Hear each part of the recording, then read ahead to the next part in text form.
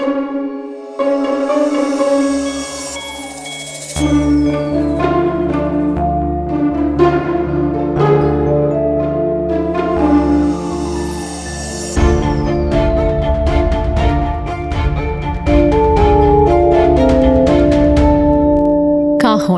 সাহিত্য দীর্ঘজীবী হোক।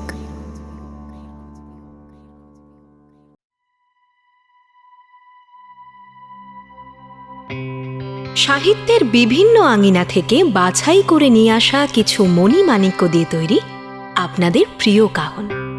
হাই, আমি অলিভিয়া। আজ কাহনে ফিরছেন ডিটেকটিভ ভিক্টর চ্যাটার্জি ওরফে ভিক। ভিকের সৃষ্টিকর্তা ডক্টর অমৃতেন্দু মুখার্জি পেশায় একজন ইন্টারভেনশনাল নিউরো রেডিওলজিস্ট। সেই সঙ্গে তিনি একজন মার্শাল আর্ট ও সেলফ ডিফেন্সের শিক্ষক।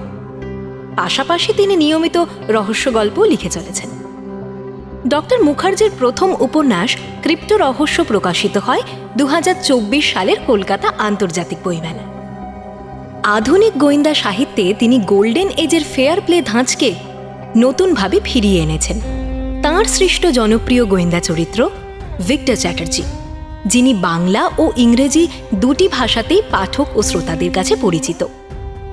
তাঁর লেখা উপন্যাস ক্রিপ্টো রহস্য, ডেথ ইন কোর্গ, অদৃশ্য পদচিহ্ন ইতিমধ্যেই আপনারা কাহিনী শুনেছেন। এছাড়াও তার ইংরেজি গল্প সংকলন ডেথলি ক্লুজ প্রকাশিত হয়েছে সৃষ্টি পাবলিশার্স থেকে এবং বইটি এই বছর পেন অ্যান্ড পেপার অ্যাওয়ার্ড পেয়েছে। আজকে যে গল্পটি আপনারা কাহিনী শুনবেন তার একটা প্রিকুয়েল রয়েছে, কাহিনী দ্য নাইফ থ্রোয়ার।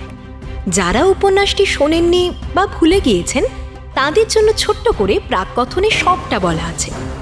তবে ইচ্ছে হলে মূল গল্পটিও আপনারা শুনে নিতে পারেন, ডেসক্রিপশনে লিংক রইল।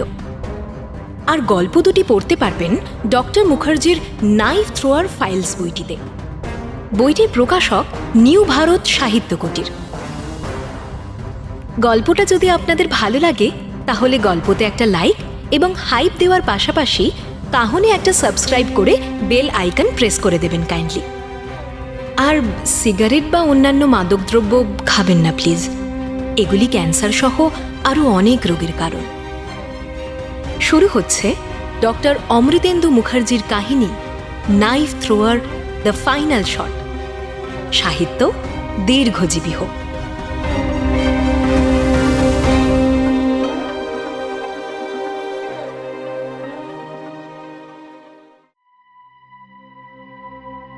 প্রাককথন। এই অংশটি শুধুমাত্র তাদের জন্য যারা দ্য নাইফ থ্রোয়ার গল্পটা শোনেননি। যারা ইতিমধ্যেই গল্পটি পড়ে ফেলেছেন বা শুনে ফেলেছেন তারা এই অংশটি এড়িয়ে গিয়ে সরাসরি উপন্যাসের প্রথম অধ্যায়ে যেতে পারেন। আমি ঋত্বিক, সংক্ষেপে রিক। এই কাহিনীর সূত্রপাত মাসখানেক আগে কলকাতার উপকণ্ঠে বারুইপুরের একটি বাগানবাড়িতে ঘটে যাওয়া একটা খুনের ঘটনার মধ্যে দিয়ে। তখন শহরে একাধিক খুন হচ্ছিল, প্রতিটি দূর থেকে ছুরি ছুঁড়ে করা। সংবাদ মাধ্যম এই অজ্ঞাত খুনির নাম দেয় নাইফ থ্রোয়ার। কোনো প্রত্যক্ষ সাক্ষী নেই, শুধু একই ধরনের ছুরির আঘাত এবং কয়েকটা ঘটনাস্থলে একই মাপের জুতোর ছাপ। এই ধারাবাহিক খুনের মধ্যেই বারুইপুরের বাগানবাড়িতে একটা ডিনার পার্টির রাতে অবিনাশ চৌধুরী মারা যান। ঘটনাস্থল ছিল বাড়ির ভেতরের কমন বাথরুমে। বাথরুমটির দরজা ভেতর থেকে বন্ধ ছিল। জানলার বাইরে পাওয়া গিয়েছিল 11 নম্বরের কেট জুতোর ছাপ। মৃতদেহে ছিল নাইফ থ্রোয়ারের পরিচিত আঘাত। ফলে পুলিশ প্রথমে এটিকে সিরিয়াল কিলিংয়ের আরেকটি ঘটনা হিসেবেই ধরে নেয়।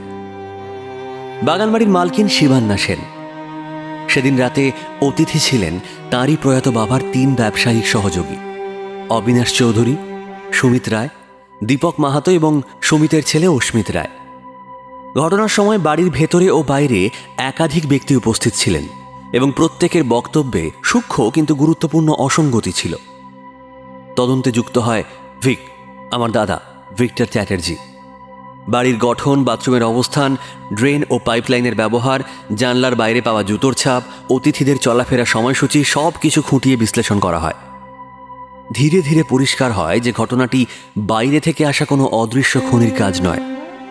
নাইফ থ্রোয়ার নামটি এখানে বিভ্রান্তি তৈরির জন্য ব্যবহার করা হয়েছিল। শেষ পর্যন্ত ভিক বের করে যে অবিনাশ চৌধুরীর খুনটি পরিকল্পিতভাবে বাড়ির ভেতর থেকেই করা হয়েছিল। খুনের মূল মোটিভ ছিল এক প্রকারের আত্মরক্ষা। অবিনাশ শিবান্না সম্পত্তি হস্তগত করার উদ্দেশ্যে বাকি ব্যবসায়িক পার্টনারদের সঙ্গে মিলে তাকে হত্যা করার একটি ষড়যন্ত্র করেছিল।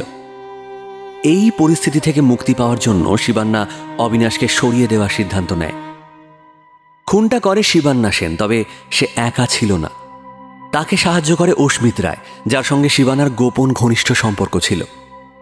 দুজনে মিলে আগেই পরিকল্পনা করে কিভাবে ঘটনাটিকে শহরে চলতে থাকা নাইট থ্রোয়ার সিরিয়াল কিলারের কাজ বলে চালানো যায়।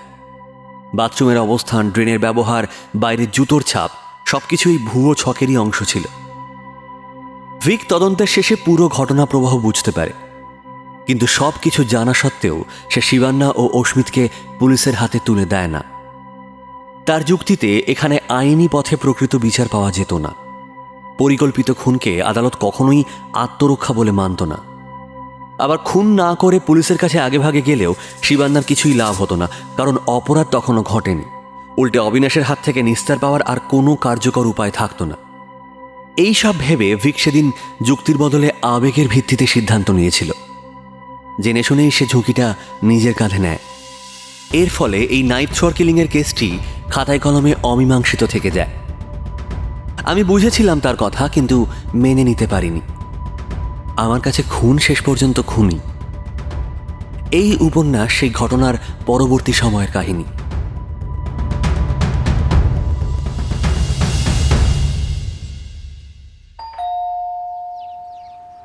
সকাল সকাল ডোরবেলটা বেজে উঠল। ঘণ্টাখানেকের মধ্যেই কলেজের জন্য বেরোবো, তাই একটু বিরক্ত সহকারী দরজা খুললাম। আর খুলেই অবাক হতে হলো। এ কি শিবান্না দেবী, কি ব্যাপার? হাই ঋত্বিক, ভিক্টর দা বাড়িতে আছেন? খুব দরকার। ভিক্টর দা? বাহ। না না, ভিক তো আউট অফ স্টেশন। আজ তো বৃহস্পতিবার, রোববার ফিরবে। ও, তাহলে দরকারটা আপনি আমাকে বলতে পারেন, আমি ভিককে বলে দেব। আসুন না, ভেতরে আসুন। শিবান্না ভেতরে এসে সোফায় বসল। ওর পরনে সাদামাটা ফুল স্লিভ টপ আর জিন্স, মুখে চাপা অস্বস্তির ভাব। এই অপরূপ সুন্দরী চেহারার পেছনে যে একটা খুনি লুকিয়ে আছে, সেই চিন্তাটা মাথা থেকে ঝেড়ে ফেলতে পারছিলাম না। উল্টো দিকে সোফায় বসে জিজ্ঞেস করলাম, হ্যাঁ বলুন, কি দরকার? আজ সকালে ঘুম থেকে উঠে দেখি এটা কেউ ফ্ল্যাটের দরজার তলা দিয়ে গলিয়ে দিয়ে গেছে। কাগজটা খুলেই বেশ চমকে উঠতে হলো। দুবার পড়লাম, তবু শব্দগুলো বদলালো না। ছাপা অক্ষরে লেখা আছে, আমার নাম নিয়ে খুন করে পার পেয়ে যাবে ভেবেছ?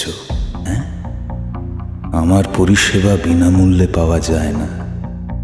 এর মূল্য চোকাতে হবে তোমাকে আর তোমার প্রেমিককে, যে অতি চালাক গোয়েন্দা তোমাদের ধরেও ছেড়ে দিয়ে মহান সেজেছে। সে নিজের ভুলটা এবার নিজেই বুঝবে। সবকিছু জানি আমি, তোমার কোথায় যাওয়া, কখন ফেরা, সব। যাও, চিঠিটা তোমার গোয়েন্দা বন্ধুকে দেখাও, দেখি এবার সে কি করে। ইতি দ্য নাইফ থ্রোয়ার। কিছুক্ষণ চুপ করে রইলাম। তারপর বললাম, আচ্ছা, ফ্ল্যাটের সিসিটিভি ফুটেজ চেক করেছেন? এটা কে ফেলে গেছে, কিছু জানা গেছে?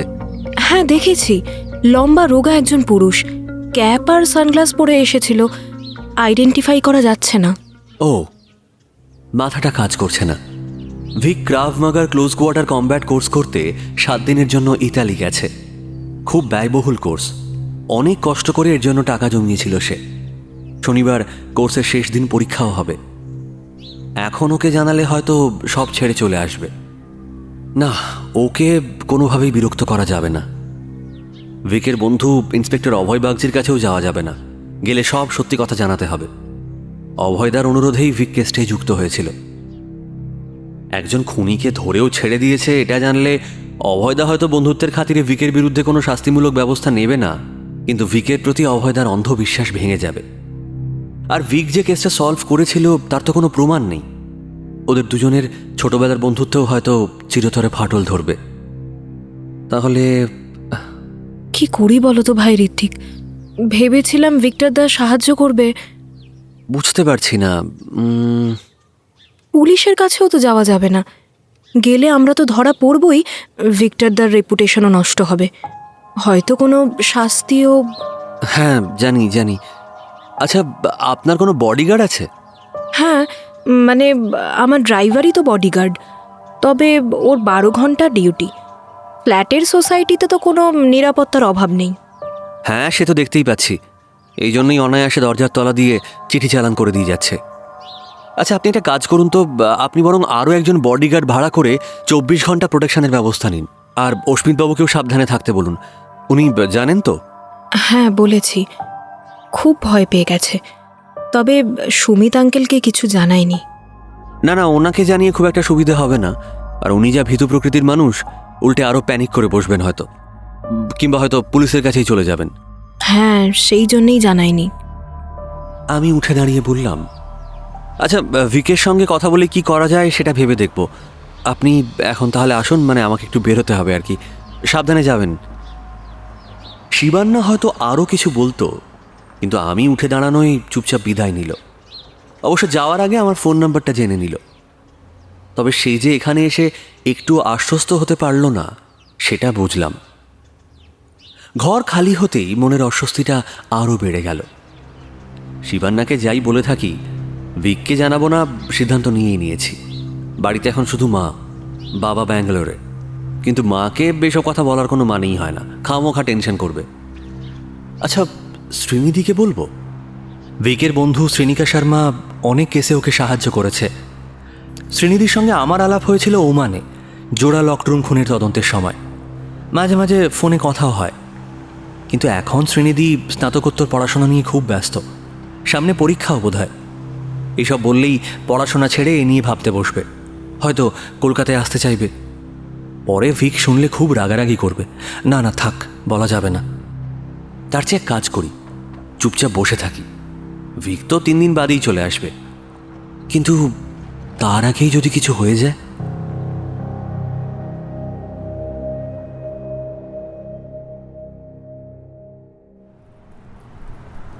মার্চ মাস। আজকের দিনটা রোদ ঝলমলে, কিন্তু নাতিশীতোষ্ণ। তাই বাসে আর মেট্রোতে মেডিকেল কলেজে পৌঁছতে খুব একটা কষ্ট হলো না। কলেজের গেটে ঢুকতে ঢুকতেই ফোনটা বেজে উঠল। স্ক্রিনে অভয়দার নাম। হ্যাঁ, হ্যালো অভয়দা, বলো। ভাই রিক, তোমার দাদা কবে ফিরবে বলো তো? সেদিন বললাম তো, রোববার বিকেলে। কি ব্যাপার, তোমাকে বেশ উদ্বিগ্ন মনে হচ্ছে? আর বলো না ভাই, তোমার দাদাকে এতবার বললাম কেসটা নিয়ে একটু ভালো করে ভাবতে। পলিটিক্যাল ব্যাপারে জড়াবো না বলে কোনো গা করলো না। বারুইপুরের মার্ডারটায় স্পটে গিয়েও পরে সে নিয়ে কোনো উচ্চবাচ্য করলো না। আর আমার উপর কিরকম চাপ বুঝতেই তো পারো। এবার চাকরি জানা যায়। এদিকে ভিক্টর আরামসে ইতালিতে গিয়ে মারামারি শিখছে। বুকটা এবার ধক করে উঠল। আজই অভয়দা ফোন করলো? হ্যাঁ, সে তো বুঝতেই পারছি, কিন্তু আজ হঠাৎ এই নিয়ে ফোন করলে? বারুইপুরের খুনটা তো 1 মাস আগে হয়েছে। করেছি কি আর সাথে আরেকটা খুন হয়েছে। এবার একজন সাব ইন্সপেক্টর, খড়দা থানার। গতকাল গভীর রাতে ডিউটি করে বাড়ি ফিরছিলেন। মিশন পাড়ায় ওনার বাড়ি। জায়গাটা একটু নির্জন, ওখানেই রাস্তার ধারে ছুরিবিদ্ধ অবস্থায় পাওয়া যায়। এই নিয়ে 8টা হলো। এই ভয়ঙ্কর খুনি পুলিশকেও ছাড়ছে না। কি সাংঘাতিক কাণ্ড! এর আগেও একজন ডিআইজি মারা গিয়েছিলেন না? হ্যাঁ, কিন্তু সেই ঘটনাতেও একটা পলিটিক্যাল রং চড়ানো হয়েছিল। উনি নাকি অপোজিশন পার্টিকে ফেভার করতেন বলে শাসক দল তাকে খুন করিয়েছে। এই নিয়ে তো অপোজিশন পার্টি মিছিলও বের করলো।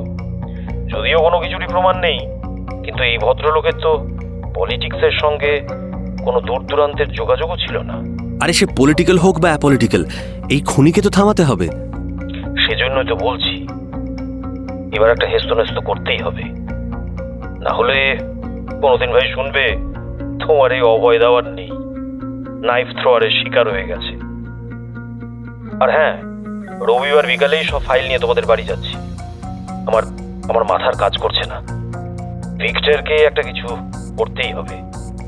রাখি এখন, কেমন? কিছুক্ষণ এক জায়গায় চুপ করে দাঁড়িয়ে রইলাম। সত্যি, এই খুনি যতক্ষণ না ধরা পড়ছে শহরের কারোরই কোনো নিরাপত্তা নেই।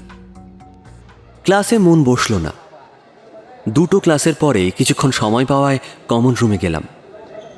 যেতেই মুখোমুখি হলাম সেকেন্ড ইয়ারের রাজাদার, ফর্সা গোলগাল চেহারা রাজাদার, গোয়েন্দা গল্পের পোকা। খবরের কাগজে ভিকের ব্যাপারে পড়ে ওর বিশাল ফ্যান। আমাকে বেশ কয়েকবার ধরেছে ভিকের সঙ্গে আলাপ করিয়ে দেওয়ার জন্য, যদিও এখনও সেটা হয়ে ওঠেনি। কী রে ঋত্বিক, খবর পেলি? আরও একটা খুন হয়েছে। ফেসবুকে নিউজ ফিডটা খুললেই দেখতে পাবি, দেখ। আমাকে দেখেই রাজাদা বলে উঠল, একটার পর একটা খুন করে চলেছে এই নাইফ থ্রোয়ার, অথচ ধরা পড়ার কোনো নামই নেই। না না, এই সিরিয়াল কিলার ধরা কলকাতা পুলিশের কম্য নয়। তাছাড়া অপোজিশন পার্টির লোক আর তাদের সাপোর্টাররাই তো মারা যাচ্ছে। অনেকেই তো সন্দেহ করছে রুলিং পার্টির কাজ। কত জায়গায় প্রোটেস্ট হচ্ছে বলতো। কি জানি, পুলিশ হয়তো ইচ্ছে করেই কিছু করছে না, জানিস। তোর দাদাকে ফিল্ডে নামতেই হবে রে ভাই। ওর মতো ডিটেকটিভেরই এখন দরকার। ভিক এখানে নেই, দরকারি কাজে বাইরে গেছে, রোববার ফিরবে। বাহ বাহ, সে তো অনেক দেরি রে। তার মধ্যে আরও দুটো লাশ না নেমে যায়। অবশ্য তুই তো আছিসই। আমি কি করব? আরে তুই তো ভিক্টরদার অ্যাসিস্ট্যান্ট হিসাবে দীর্ঘদিন কাজ করছিস, কিছু তো শিখেছিস নিশ্চয়ই। হ্যাঁ, তা তো বটেই। শোন শোন শোন, একটা মস্ত বড় সুযোগ আছে। তোর দাদা ফেরার আগেই তুই তদন্ত অনেকটা এগিয়ে রাখতে পারবি। মানে? বলছি শোন। রাজাদা আমার কানের কাছে মুখ নিয়ে এসে বলতে থাকলো, ফরেন্সিকের হেড রথিন চৌধুরী ঘরে আজকে সকালে পার্ট এক্সাম দিতে গিয়েছিলাম। আমাকে তখনও প্রশ্ন করা শুরু করেননি উনি। ওনার একটা ফোন এলো, আমাকে গোবেচারা ভেবে আমার সামনেই কথা বললেন। বুঝলাম আজকের খুনটা স্পেশাল কেস হিসাবে পোস্টমর্টমের জন্য ওনার কাছেই এসেছে। আর উনি ফোনে পুলিশকে ইনস্ট্রাকশন দিলেন কালকে সকালে 9টার মধ্যে নাইফ থ্রোয়ার কেসের আগের সমস্ত ভিকটিমের ফাইলের হার্ড কপি ওনার টেবিলে চাই। তাতে নাকি ওনার ওই প্যাটার্ন অ্যানালিসিস করতে সুবিধা হবে। বাহ, এ তো ভালো খবর। যতদূর শুনেছি রথিন স্যার তো এই ব্যাপারে একজন এক্সপার্ট। উনি হয়তো অ্যানালিসিস করে পুলিশকে কোনো গুরুত্বপূর্ণ তথ্য দিতে পারবেন। কিন্তু এতে আমি কি করব? আরে পুরোটা শোন না আগে। এটা শুনেই তোর কথাটা প্রথম আমার মাথায় আসে। তারপর আমি তো ইচ্ছে করেই স্যারের প্রশ্নের একটা উত্তরও ঠিকঠাক দিলাম না। স্যার তো রেগে মেগে আগুন। উনি বললেন, তুই যে বললি পড়ে এসেছিস, এখন পারছিস না কেন? আর আমি তখনই বললাম, স্যার আসলে সব গুলিয়ে গেছে, আর একবার পড়লেই আমি সব বলতে পারবো। আজকের দিনটা সময় দিন, কালকে সকালে এসে আপনাকে সব প্রশ্নের উত্তর দেব। তখন রথিন স্যার বললেন যে কালকে সারা দিনে যে কোনো সময় এসে এক্সামটা কমপ্লিট করে যেতে। এবার মন দিয়ে শোন, কাল সকালে 9টা নাগাদ ফাইল আসবে তো, আমি নজর রাখবো। স্যারের কাছে পুলিশের গাড়িতে এরকম ফাইল আসে, আমি আগেও দেখেছি। ফাইল ঢোকার ঠিক 15 মিনিট পরে আমি যাব এক্সাম দিতে। আরে তাতে কি হবে? স্যার তোমাকে থোড়ি ফাইল দেখতে দেবেন। আরে শোন না, শোন পুরোটা। স্যারের নতুন গাড়িটা ডিপার্টমেন্টের বাইরের দেওয়াল ঘেঁষে পার্ক করা থাকে। আজ স্যারের ঘর থেকে বেরোতে যাব তো হঠাৎই গাড়িটার অ্যালার্মটা বেজে উঠল। আরে সেই কি জোরে আওয়াজ রে ভাই! স্যার তো ধর্মর করে উঠে বাইরে ছুটে এলেন। তা বাইরে এসে দেখি পাশের মাঠ থেকে একটা ফুটবল এসে লেগেছে গাড়িটার বাঁ দিকের দরজায়। তাতেই অ্যালার্মটা বেজে উঠেছে। আবার শুনে ডিপার্টমেন্টের ডোম ভীমও ওখানে এসে গিয়েছিল। তো তাকে স্যার বললেন নতুন গাড়িটার অ্যালার্ম সেন্সারে কোনো একটা প্রবলেম আছে নাকি, বাঁ দিকের দরজাটা একটু জোরে বন্ধ করলেই নাকি অ্যালার্মটা বেজে ওঠে। উইকেন্ডে সারাতে যাবেন। আর চোখের সামনে তো দেখতেই পেলাম যে ফুটবলের আঘাতে কীরকম অ্যালার্মটা অ্যাক্টিভেট হয়ে গেল। আশা করছি স্যারের টেবিলেই ফাইলটা রাখা থাকবে যখন না আমি কালকে এক্সাম দিতে যাব। এবার স্যারকে কিছুক্ষণের জন্য ঘর থেকে বের করতে হবে। আমি এক্সাম দিতে ঢোকার পরই তুই বাইরে এসে স্যারের গাড়ির বাঁ দিকের দরজাটা, বাঁ দিকের দরজাটায় জোরে একটা ধাক্কা মেরে অ্যালার্মটা অ্যাক্টিভেট করে পালাবি। অ্যালার্ম বন্ধ করতে স্যারকে বাইরে যেতেই হবে। আর সেই সুযোগে আমি পুরো ফাইলের ছবিটা আমার মোবাইলে তুলে নেব। কেমন? পাগল নাকি তুমি? আমি ওসব করতে পারবো না। ডিপার্টমেন্টের 2 ডোম ভীম আর লক্ষণ সব সময় ওদিকে ঘুরে বেড়ায়। গাড়িতে ধাক্কা মারতে দেখলে কান ধরে পুরো মেডিকেল কলেজ ঘোরাবে। না বাবা, এসব করার দরকার নেই আমার। ভিক তো রোববারই ফিরে আসবে, তখনই পুলিশের কাছ থেকেই না হয়। হ্যাঁ রে, তুই কি চিরকালই অ্যাসিস্ট্যান্ট হয়েই কাটাবি? হ্যাঁ, আরে ভাই, তোর কাছে সুযোগ এসেছে নিজে কিছু একটা করে দেখানোর। আর আমি তো বলছি আসল কাজটা আমিই করব। তোর কাজ শুধু গাড়িতে একটা লাথি মেরে পালানো। ওই ওই দেওয়ালি একটা খিড়কি দরজা আছে, ওই দরজা দিয়ে গলে বাগানটা ক্রস করেই তো মেডিকেল বুক স্টোর। ওখানে সব সময় ভিড় লেগেই থাকে। 1 মিনিটে শুধু ওখানে ঢুকতে হবে, ব্যাস। ভীম আর লক্ষণ তোর টিকিটিও পাবে না রে ভাই। এবার অ্যাসিস্ট্যান্ট শব্দটা বড্ড কানে বাজলো। তবু বললাম, না না শোনো না, আমার এসব ঠিক লাগছে না। কেস খেয়ে গেলে? আচ্ছা বেশ, তাহলে বল, তুই যদি পুলিশকে নিজে গিয়ে বলিস ভিক্টর দার অ্যাসিস্ট্যান্ট হিসেবে, তোকে ফাইলটা দেখতে দেবে? না, অভয়দা বলবে যে ভিক্টর রোববার ফিরলে ওকেই দেখাবো। তুমি আগে ফাইল দেখে কি করবে? সেইটাই তো বলছি রে ভাই, তোর কোনো ইম্পর্টেন্স কি নেই? তুই এতদিন ভিক্টরদার সঙ্গে কাজ করলি, এত বিপদ ফেস করলি, তোর কি আলাদা কোনো রেকগনিশন থাকবে না? এইটাই তোর সুযোগ রে ভাই, এটাই তোর সুযোগ। তুই যদি কেসটা এগিয়ে রাখতে পারিস, তোর দাদাই খুশি হবে। আর দেখ ভাই, আমি তো কালকে এক্সাম দিতে যাবই, আর গাড়ির অ্যালার্ম বাজার অপেক্ষাও করব। এবার তুই সাহস করে এইটুকু কাজ করতে পারবি কিনা ভেবে দেখ।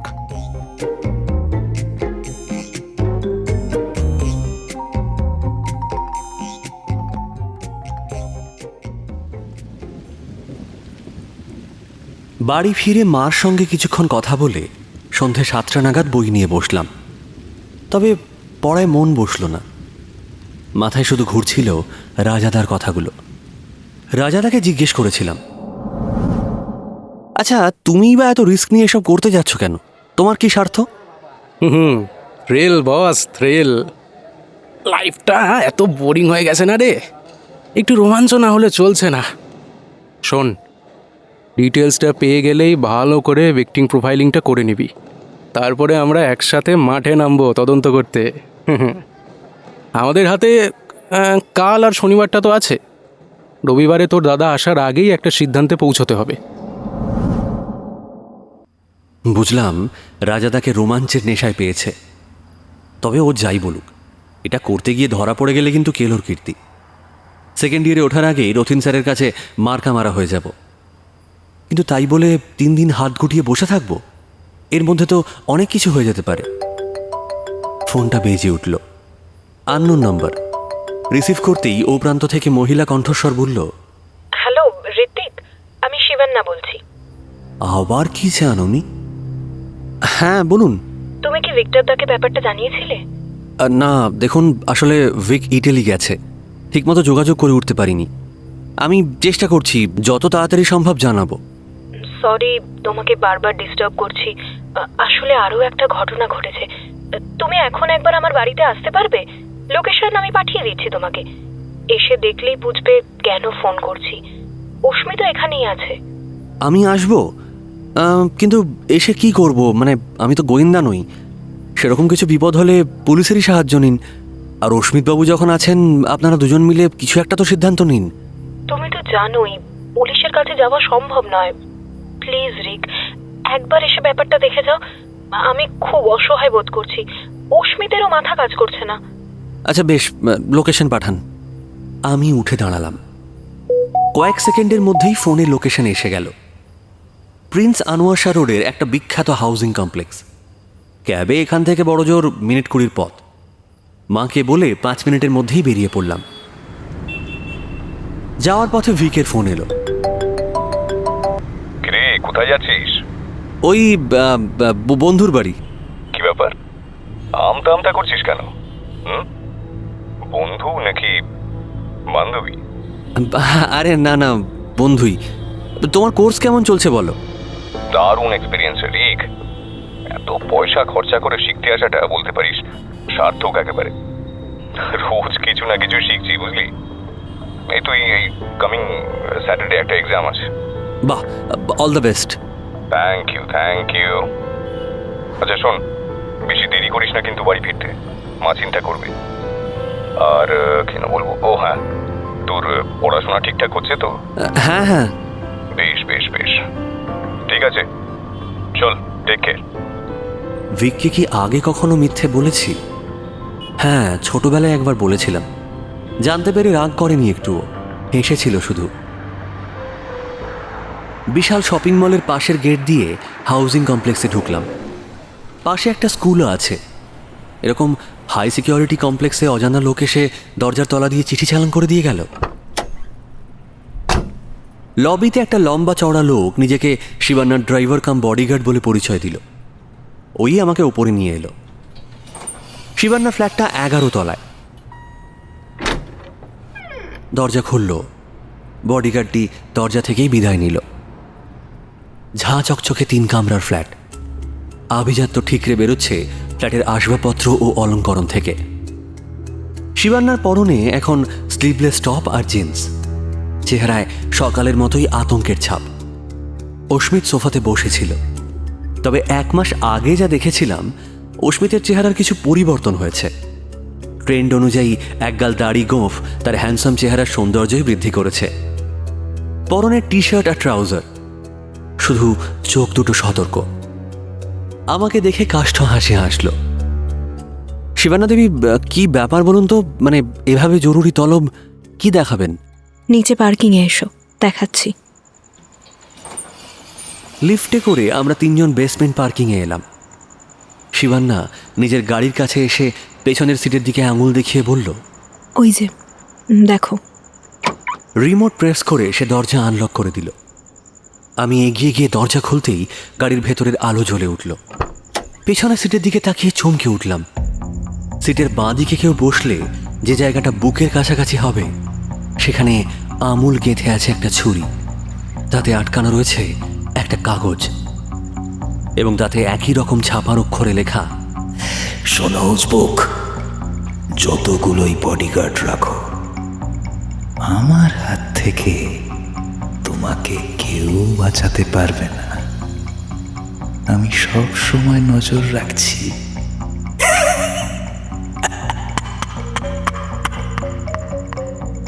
এবার চিঠিতে আর কোনো নাম নেই, শুধু ছুরির বাঁটটা দেখে চিনতে পারলাম। থ্রোয়িং নাইফ, যেরকম আগের খুনগুলোতেও ব্যবহার করা হয়েছে।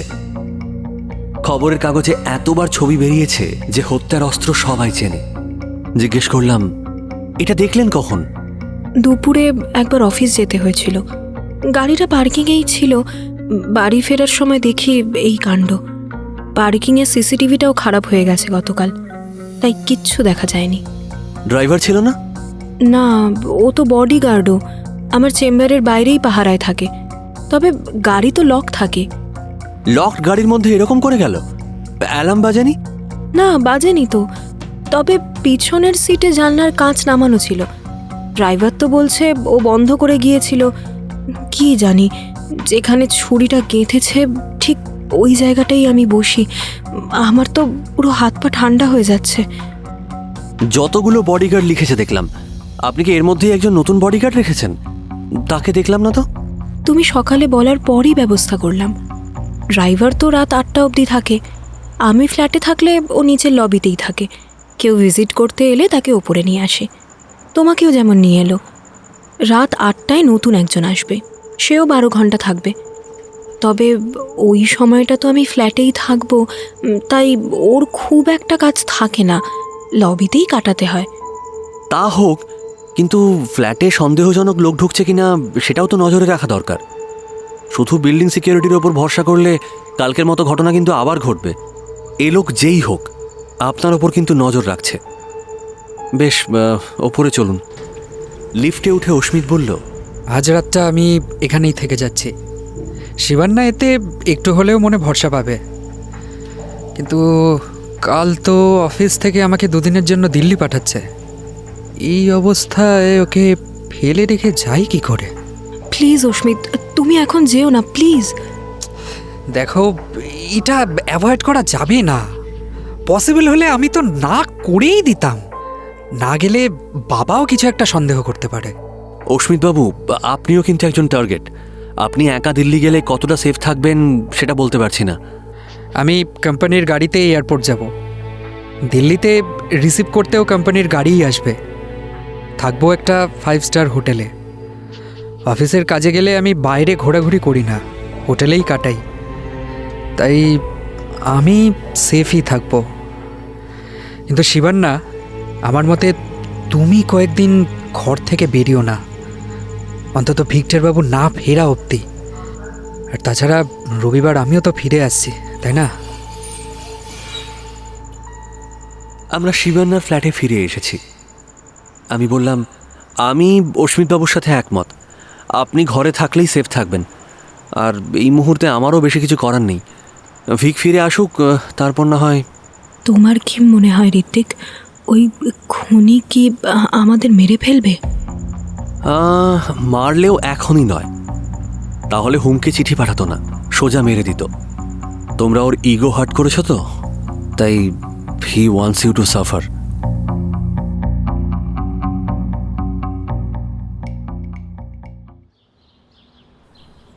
সকাল 9:05 ফরেন্সিক ডিপার্টমেন্টের পেছন দিকে একটা সরু রাস্তা আছে যেখানে আমি দাঁড়িয়ে আছি। একটু দূরেই দেখতে পাচ্ছি রথিন স্যারের গাড়ি ইতিমধ্যেই নির্দিষ্ট স্থানে পার্ক করা, অর্থাৎ স্যার এসে গেছেন, হয়তো ডিপার্টমেন্টেই আছেন। পুলিশের একটা গাড়ি এসেছিল মিনিট 10 আগে, অর্থাৎ ফাইলও সম্ভবত এসে গেছে। রাজাদা মৌখিক পরীক্ষা দিতে ঢুকে আমার হোয়াটসঅ্যাপে গ্রিন সিগন্যাল পাঠালেই অ্যাকশন শুরু হবে। এখানে দাঁড়িয়ে কি করছো? গম্ভীর একটা গলা শুনে চমকে উঠলাম। পেছনে তাকিয়ে দেখলাম রথিন স্যার। 6 ফুট 3 ইঞ্চি উচ্চতার রথিন স্যারকে কোর্টের উকিলরাও খুব সমীহ করে চলে শুনেছি। সর্বনাশ, উনি এদিকে কোথায় গিয়েছিলেন? আমি তো ভেবেছি ডিপার্টমেন্টেই আছেন। বললাম, গুড মর্নিং স্যার, আমি অ্যানাটমি ডিপার্টমেন্টে যাচ্ছি। এই রাস্তাটা আসলে শর্টকাট, তো জুতোই কিছু একটা ঢুকেছে মনে হচ্ছে, ওই জন্যই দাঁড়িয়ে পড়েছিলাম। রথিন স্যার আর সন্দেহ করলেন না, কারণ সত্যিই ওটা অ্যানাটমি ডিপার্টমেন্টে যাওয়ারই শর্টকাট। মোটা মিলিটারি গোঁফে তা দিতে দিতে বললেন, তোমাকে তো চিনি, ফার্স্ট ইয়ারের স্টুডেন্ট তো। তোমার দাদাই তো ভিক্টর চ্যাটার্জি, তাই না? হ্যাঁ স্যার। পুলিশ কমিশনারের কাছে ওনার অনেক প্রশংসা শুনেছি, কয়েকটা কেস নিয়ে নিউজ পেপারও পড়েছি। শুনেছি ফরেন্সিক নিয়ে ওনার অগাধ জ্ঞান। কখনো ভিক্টর বাবুর সঙ্গে আলাপ করার ইচ্ছে রইল। Give him my regards, see you. ভিকের জন্য বুকটা গর্বে ভরে উঠল। হন হন করে হেঁটে ডিপার্টমেন্টের দিকে চলে গেলেন রথিন স্যার। আমাদের প্ল্যান অনুযায়ী স্যার ফাইল হাতে পাওয়ার প্রায় সঙ্গে সঙ্গেই রাজাদা পরীক্ষা দিতে ঢুকবে, যাতে তিনি ফাইল তুলে রাখার সময় না পান। গুরুত্বপূর্ণ ফাইল তিনি নিশ্চয়ই বেশিক্ষণ টেবিলে ফেলে রাখবেন না, তাই সময়টা এক্ষেত্রে খুব গুরুত্বপূর্ণ। টেনশন হচ্ছিল, উনি ঢুকেই পরে দেখব ভেবে ফাইল তুলে না রাখেন। রাজাদা এখনও তো আসছে না। আরও 2-3 মিনিট পরে রাজাদার দেখা পাওয়া গেল, ডিপার্টমেন্টের সামনের রাস্তা দিয়ে এগিয়ে আসছে। আমার সঙ্গে চোখের ইশারা হলো। রাজাদা ঢুকতেই আমি সতর্ক হলাম, চারিদিকে একবার দেখে নিলাম। ভীম আর লক্ষণকেও কোথাও দেখা যাচ্ছে না। 2-3 মিনিটের মধ্যেই মোবাইলে মেসেজে নোটিফিকেশন এলো। হোয়াটসঅ্যাপ খুলে দেখলাম রাজাদার মেসেজ, গো অ্যাহেড, লেগে পড়। ছোট্ট একটা কাজ করে নিলাম যেটা পরে পালাতে সাহায্য করবে। তারপর দৌড়ে রথিন স্যারের গাড়ির কাছে এলাম। আশেপাশে কেউ নেই। রাজাদার কথা অনুযায়ী গাড়ির গোলমেলে সেন্সরটা বাঁদিকে সামনের দরজায়। চারপাশে একবার দেখেই সজোরে ধাক্কা দিলাম দরজাটায়। ধূপ করে একটা শব্দ হলো, অ্যালার্ম তো বাজলো না। আরেকবার ধাক্কা দিলাম, না বাজছে না কেন। দূরে একটা পায়ের শব্দ শোনা গেল, কেউ এদিকে আসছে। মনে হচ্ছে প্ল্যান অ্যাবর্ট করে পালাতে হবে। একবার শেষ চেষ্টা করি। আগের 2বার হাতে ধাক্কা দিয়েছিলাম, এবার সজোরে একটা লাথি কষালাম দরজার নিচের দিকটায়। সঙ্গে সঙ্গে বিকট শব্দে গাড়ির অ্যালার্ম বাজতে শুরু করলো, আর সেই সঙ্গে শুনতে পেলাম ভীম ডোমের বিকট চিৎকার। এক মুহূর্ত না দাঁড়িয়ে দৌড়ালাম খিড়কির দরজাটার দিকে। পেছন থেকে চিৎকার শুনতে পেলাম, আয় হলুদ জ্যাকেট, আমি বলছি, আয় লক্ষণ, এদিকে আয়, এই পালাচ্ছে, ব্যাটাকে ধর। আমি ততক্ষণে ছোট্ট বাগানটায় ঢুকে পড়েছি। গাছের আড়ালে কয়েক সেকেন্ডের মধ্যেই একটা ছোট্ট কাজ সেরে বাগান পেরিয়ে সোজা হেঁটে ঢুকে পড়লাম মেডিকেল বুক স্টোরে। ঢুকে একটা বই হাতে নিয়ে উল্টে পাল্টে দেখতে লাগলাম। আরও বেশ কয়েকজন ছাত্র রয়েছে স্টোরে, কেউ আমার দিকে তাকালোও না। কয়েক সেকেন্ড বাদেই মূর্তিমান জমের মতো ভীম ঢুকলো বুক স্টোরে। এদিক ওদিক তাকিয়ে আমাকেই জিজ্ঞেস করলো, এ ভাই, হলুদ জ্যাকেট আর হলুদ টুপি পরে কাউকে এদিকে আসতে দেখেছো? আমি আকাশ থেকে পড়ার ভান করে বললাম, হ্যাঁ, না তো। আরে ব্যাটা এত তাড়াতাড়ি গেল কোথায়? বিড়বিড় করতে করতে ভীমডম বেরিয়ে গেল বুক স্টোর থেকে। আমি মুচকি হাসলাম। আসলে হাসি নয়, একরকম হাঁপ ছেড়ে বাঁচা বলা যায়। আমি যে জ্যাকেটটা পরে আছি সেটা রিভার্সেবল। একদিক উজ্জ্বল হলুদ, আরেকটা দিক ধূসর। রথিন স্যারের সঙ্গে দেখা হওয়ার সময় ধূসর দিকটাই বাইরে ছিল, এখনও তাই। অ্যালার্মটা অ্যাক্টিভেট করার ঠিক আগে জ্যাকেটটা উল্টে হলুদ দিকটা বাইরে করে নিই, সঙ্গে পরি একটা হলুদ ক্যাপ। খিড়কি দরজা পেরোনোর পরেই গাছের আড়ালে গিয়ে আবার জ্যাকেটটা উল্টে নিই আর ক্যাপটা গুঁজে নিই পকেটে। ভিক একবার বলেছিল, উজ্জ্বল রং মানুষকে বিভ্রান্ত করে। ভীমের চোখে তখন হলুদ জ্যাকেট আর ক্যাপটাই আমি হয়ে গিয়েছিলাম। সাধারণ জিন্স আর জুতোর দিকে ও আর তাকায়নি। মনে মনে সন্দেহ ছিল যে এইটা আদৌ কাজ করবে তো, কিন্তু সেটা ভাবার সময় পাইনি। শুধু জানতাম থামলেই ধরা পড়ব। এখন শান্ত হয়ে দাঁড়িয়ে বুঝতে পারছি জোর বেঁচে গেছি। এমন একটা কিছু কোথাও একটা দেখেছিলাম। হ্যাঁ, মনে পড়েছে, মিশন ইম্পসিবল সিরিজের কোনো একটা ছবিতে টম ক্রুজ এভাবে জ্যাকেট উল্টে লোকচক্ষুর আড়াল হয়ে গিয়েছিল। তখন তো ভাবিনি যে একদিন নিজেই এমন কিছু একটা করে ফেলব। আধ ঘন্টা পর অ্যানাটমি ক্লাসে বসেই রাজাদার মেসেজ পেলাম, mission successful, clear the exam two.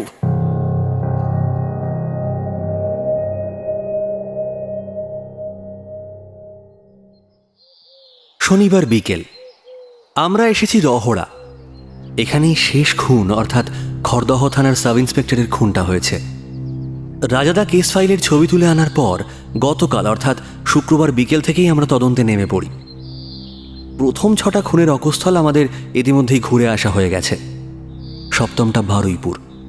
সেখানে আমি আর ভিক আগেই গিয়েছি এবং কি হয়েছিল তা জানি। অবশ্যই রাজাদাকে জানাইনি, বলেছি ওখানে আগেই তদন্ত করা হয়ে গেছে, কিছুই পাওয়া যায়নি। বাকি শুধু রহড়া মিশন পাড়া। কাজটা অবশ্য খুব একটা সহজ হয়নি। 2-1টা জায়গা বাদে বেশিরভাগ ক্ষেত্রেই ভিকটিমের বাড়ির লোক আমাদের সঙ্গে কথা বলতে চায়নি। কোথাও কোথাও তো একরকম খেদিয়েই দিয়েছে। ডিআইজির বাড়িতে তো দারোয়ান একরকম লাঠি নিয়েই তাড়া করেছিল। আমরা অবশ্য সব জায়গাতেই নিজেদের পরিচয় দিয়েছি ব্লগার বা ইনফ্লুয়েন্সার হিসেবে। রাজাদা বলতে চেয়েছিল আমরা সাংবাদিক, কিন্তু আমি প্রথম থেকেই এই সিদ্ধান্তে অনড় ছিলাম যে কোনো রকম মিথ্যাচার করব না, যাতে কোনো আইনি ঝামেলায় ফাঁসতে না হয়। সাব ইন্সপেক্টরদের বাড়ি খুঁজে নিজেদের ব্লগার বলে পরিচয় দিতে এখানেও একই রকম ব্যবহারই পেতে হলো। বোঝাই গেল গত 2-3 দিনে সাংবাদিক এবং ব্লগারদের উৎপাতে এরা তিতি বিরক্ত। অগত্যা আমরা গেলাম কাছে একটা চায়ের দোকানে। 2 কাপ চা অর্ডার করলাম। এই চায়ের দোকানগুলোই মূলত আমাদের তথ্যের উৎস হয়ে উঠেছে। এখানে আধ ঘন্টা বসলেই অনেক কিছু শোনা যায়। সেই সঙ্গে রাজাদার খোশ গল্প করার অদ্ভুত ক্ষমতার জন্য প্রয়োজনীয় কিছু তথ্যও বের করতে পারা গেছে। এখানেও স্বভাবসিদ্ধ ঢঙে চায়ের কাপে চুমুক দিয়ে রাজাদা শুরু করলো, কি বিশ্রী ব্যাপার বলুন তো, রাজ্যে পুলিশেরও কোনো নিরাপত্তা নেই, ডিউটি করে ফেরার পথে খুন করে দিল। দোকানদার সন্দিহান চোখে তাকিয়ে বললেন, কে ভাই তোমরা, সাংবাদিক না ইউটিউবার? বুঝলাম ইনিও ব্লগারদের অত্যাচার থেকে নিস্তার পাননি। রাজাদা বেশ আত্মবিশ্বাসের সঙ্গে বলল, আমরা একটু অন্যরকম, লাইভ ডিটেকটিভ। চমকে উঠলাম, এ কি বলে কি? সেটা আবার কি? আরে দাদা, আজকাল সব কিছুতেই নিজেকে মার্কেট না করতে পারলে চলে না। আমরা প্রাইভেট গোয়েন্দা, কিন্তু আমাদের তদন্ত সোশ্যাল মিডিয়াতে লাইভে প্রচার করি, একেবারে অপরাধী ধরা পর্যন্ত। এবার আপনি যদি প্রয়োজনীয় তথ্য দেন তো আপনাকেও লাইভে দেখাবো। উফ, কি দরকার ছিল এসব বলার, এক্ষুনি চায়ের দোকান থেকে বের না করে দেয়। দোকানদার কিন্তু ব্যাপারটাতে বেশ উৎসাহ পেলেন। বাহ বাহ বাহ, এই ব্যাপারটা তো নতুন শুনলাম। আমাকে দেখাবেন টিভিতে? একটা টিভি চ্যানেলকে গতকালই ইন্টারভিউ দিয়েছিলাম, কিন্তু প্রচারের সময় দেখায়নি আমাকে। বিশ্বাস করা যায় না এদের। আরে টিভি না দাদা, আপনাকে একেবারে ইন্টারনেটে দেখাবো, সারা পৃথিবীর লোক দেখবে, আমাদের প্রচুর ফলোয়ার্স। দাঁড়ান ক্যামেরাটা অন করি। ওই সঙ্গে সঙ্গে আমি মোবাইলের ভিডিও ক্যামেরা অন করে বললাম, হ্যাঁ বলুন। রাত 8:30। আমি এসেছি শিবান্নার কমপ্লেক্সে। না না, নাইব চোর থেকে নতুন কোনো হুমকি চিঠি আসেনি। গত 2 দিন শিবান্না একেবারে গৃহবন্দী হয়ে আছে, তাই তাকে হুমকি দেওয়ার সুযোগও কারণেই। আমি এসেছি সম্পূর্ণ অন্য কারণে। গতকাল আমি আর রাজাদা কলেজ বাঙ্ক করে সারা দিন তদন্তের কাজে এদিক ওদিক ঘোরাঘুরি করেছিলাম। সন্ধ্যায় টায়ার্ড হয়ে ফিরে রতিন স্যারের টেবিলের ফাইল থেকে তোলা ছবিগুলো একটু ঘেঁটে দেখছি, হঠাৎ শিবান্নার ফোন এলো। ফোন রিসিভ করতেই বেশ উদ্বিগ্ন স্বরে সে বলল, হ্যালো ঋত্বিক, এরকম একা একা গৃহবন্দী থেকে আমার টেনশন তো আরো বেড়ে যাচ্ছে। সবসময় খালি মনে হচ্ছে এই বুঝি কেউ দরজা ভেঙে ঢুকলো। আচ্ছা আপনার তো 2জন বডিগার্ড পাহারায় আছেই, টেনশন কেন করছেন? আচ্ছা বেশ, আপনার বাড়িতে অস্ত্রশস্ত্র কিছু আছে? হ্যাঁ, বাবার একটা পিস্তল আছে। বাবা মারা যাওয়ার পর লাইসেন্সটা আমার নামে ট্রান্সফার করে নিয়েছিলাম, কিন্তু আমি তো চালাতে জানি না, তাই ওটা সিন্ধুকে তালাবন্ধ অবস্থাতেই পড়ে আছে। ঋত্বিক, তুমি কি পিস্তল চালাতে জানো? আমার শুটিং রেঞ্জের এক্সপিরিয়েন্স আছে। বললাম, সে জানি। আমাকে প্লিজ শেখাবে? তাহলে হাতের কাছে পিস্তলটা রেখে আমি মনে একটু ভরসা পাবো। দেখুন, অরিজিনাল পিস্তল দিয়ে তো শেখা যাবে না, তার জন্য শুটিং রেঞ্জে যেতে হয়। আমার কাছে অবশ্য একটা এয়ার পিস্তল আছে, কিন্তু সেটা নিয়ে শেখাতেও তো একটা জায়গা দরকার। হ্যাঁ আছে তো, আমাদের কমপ্লেক্সে স্পোর্টস এরিয়ায় এয়ারগান প্র্যাকটিস করার জন্য একটা টার্গেট লাগানো আছে। প্লিজ ঋত্বিক, আমি তোমাকে গাড়ি পাঠিয়ে দিচ্ছি, তোমার এয়ারগানটা নিয়ে চলে এসো প্লিজ। এইভাবেই শুরু।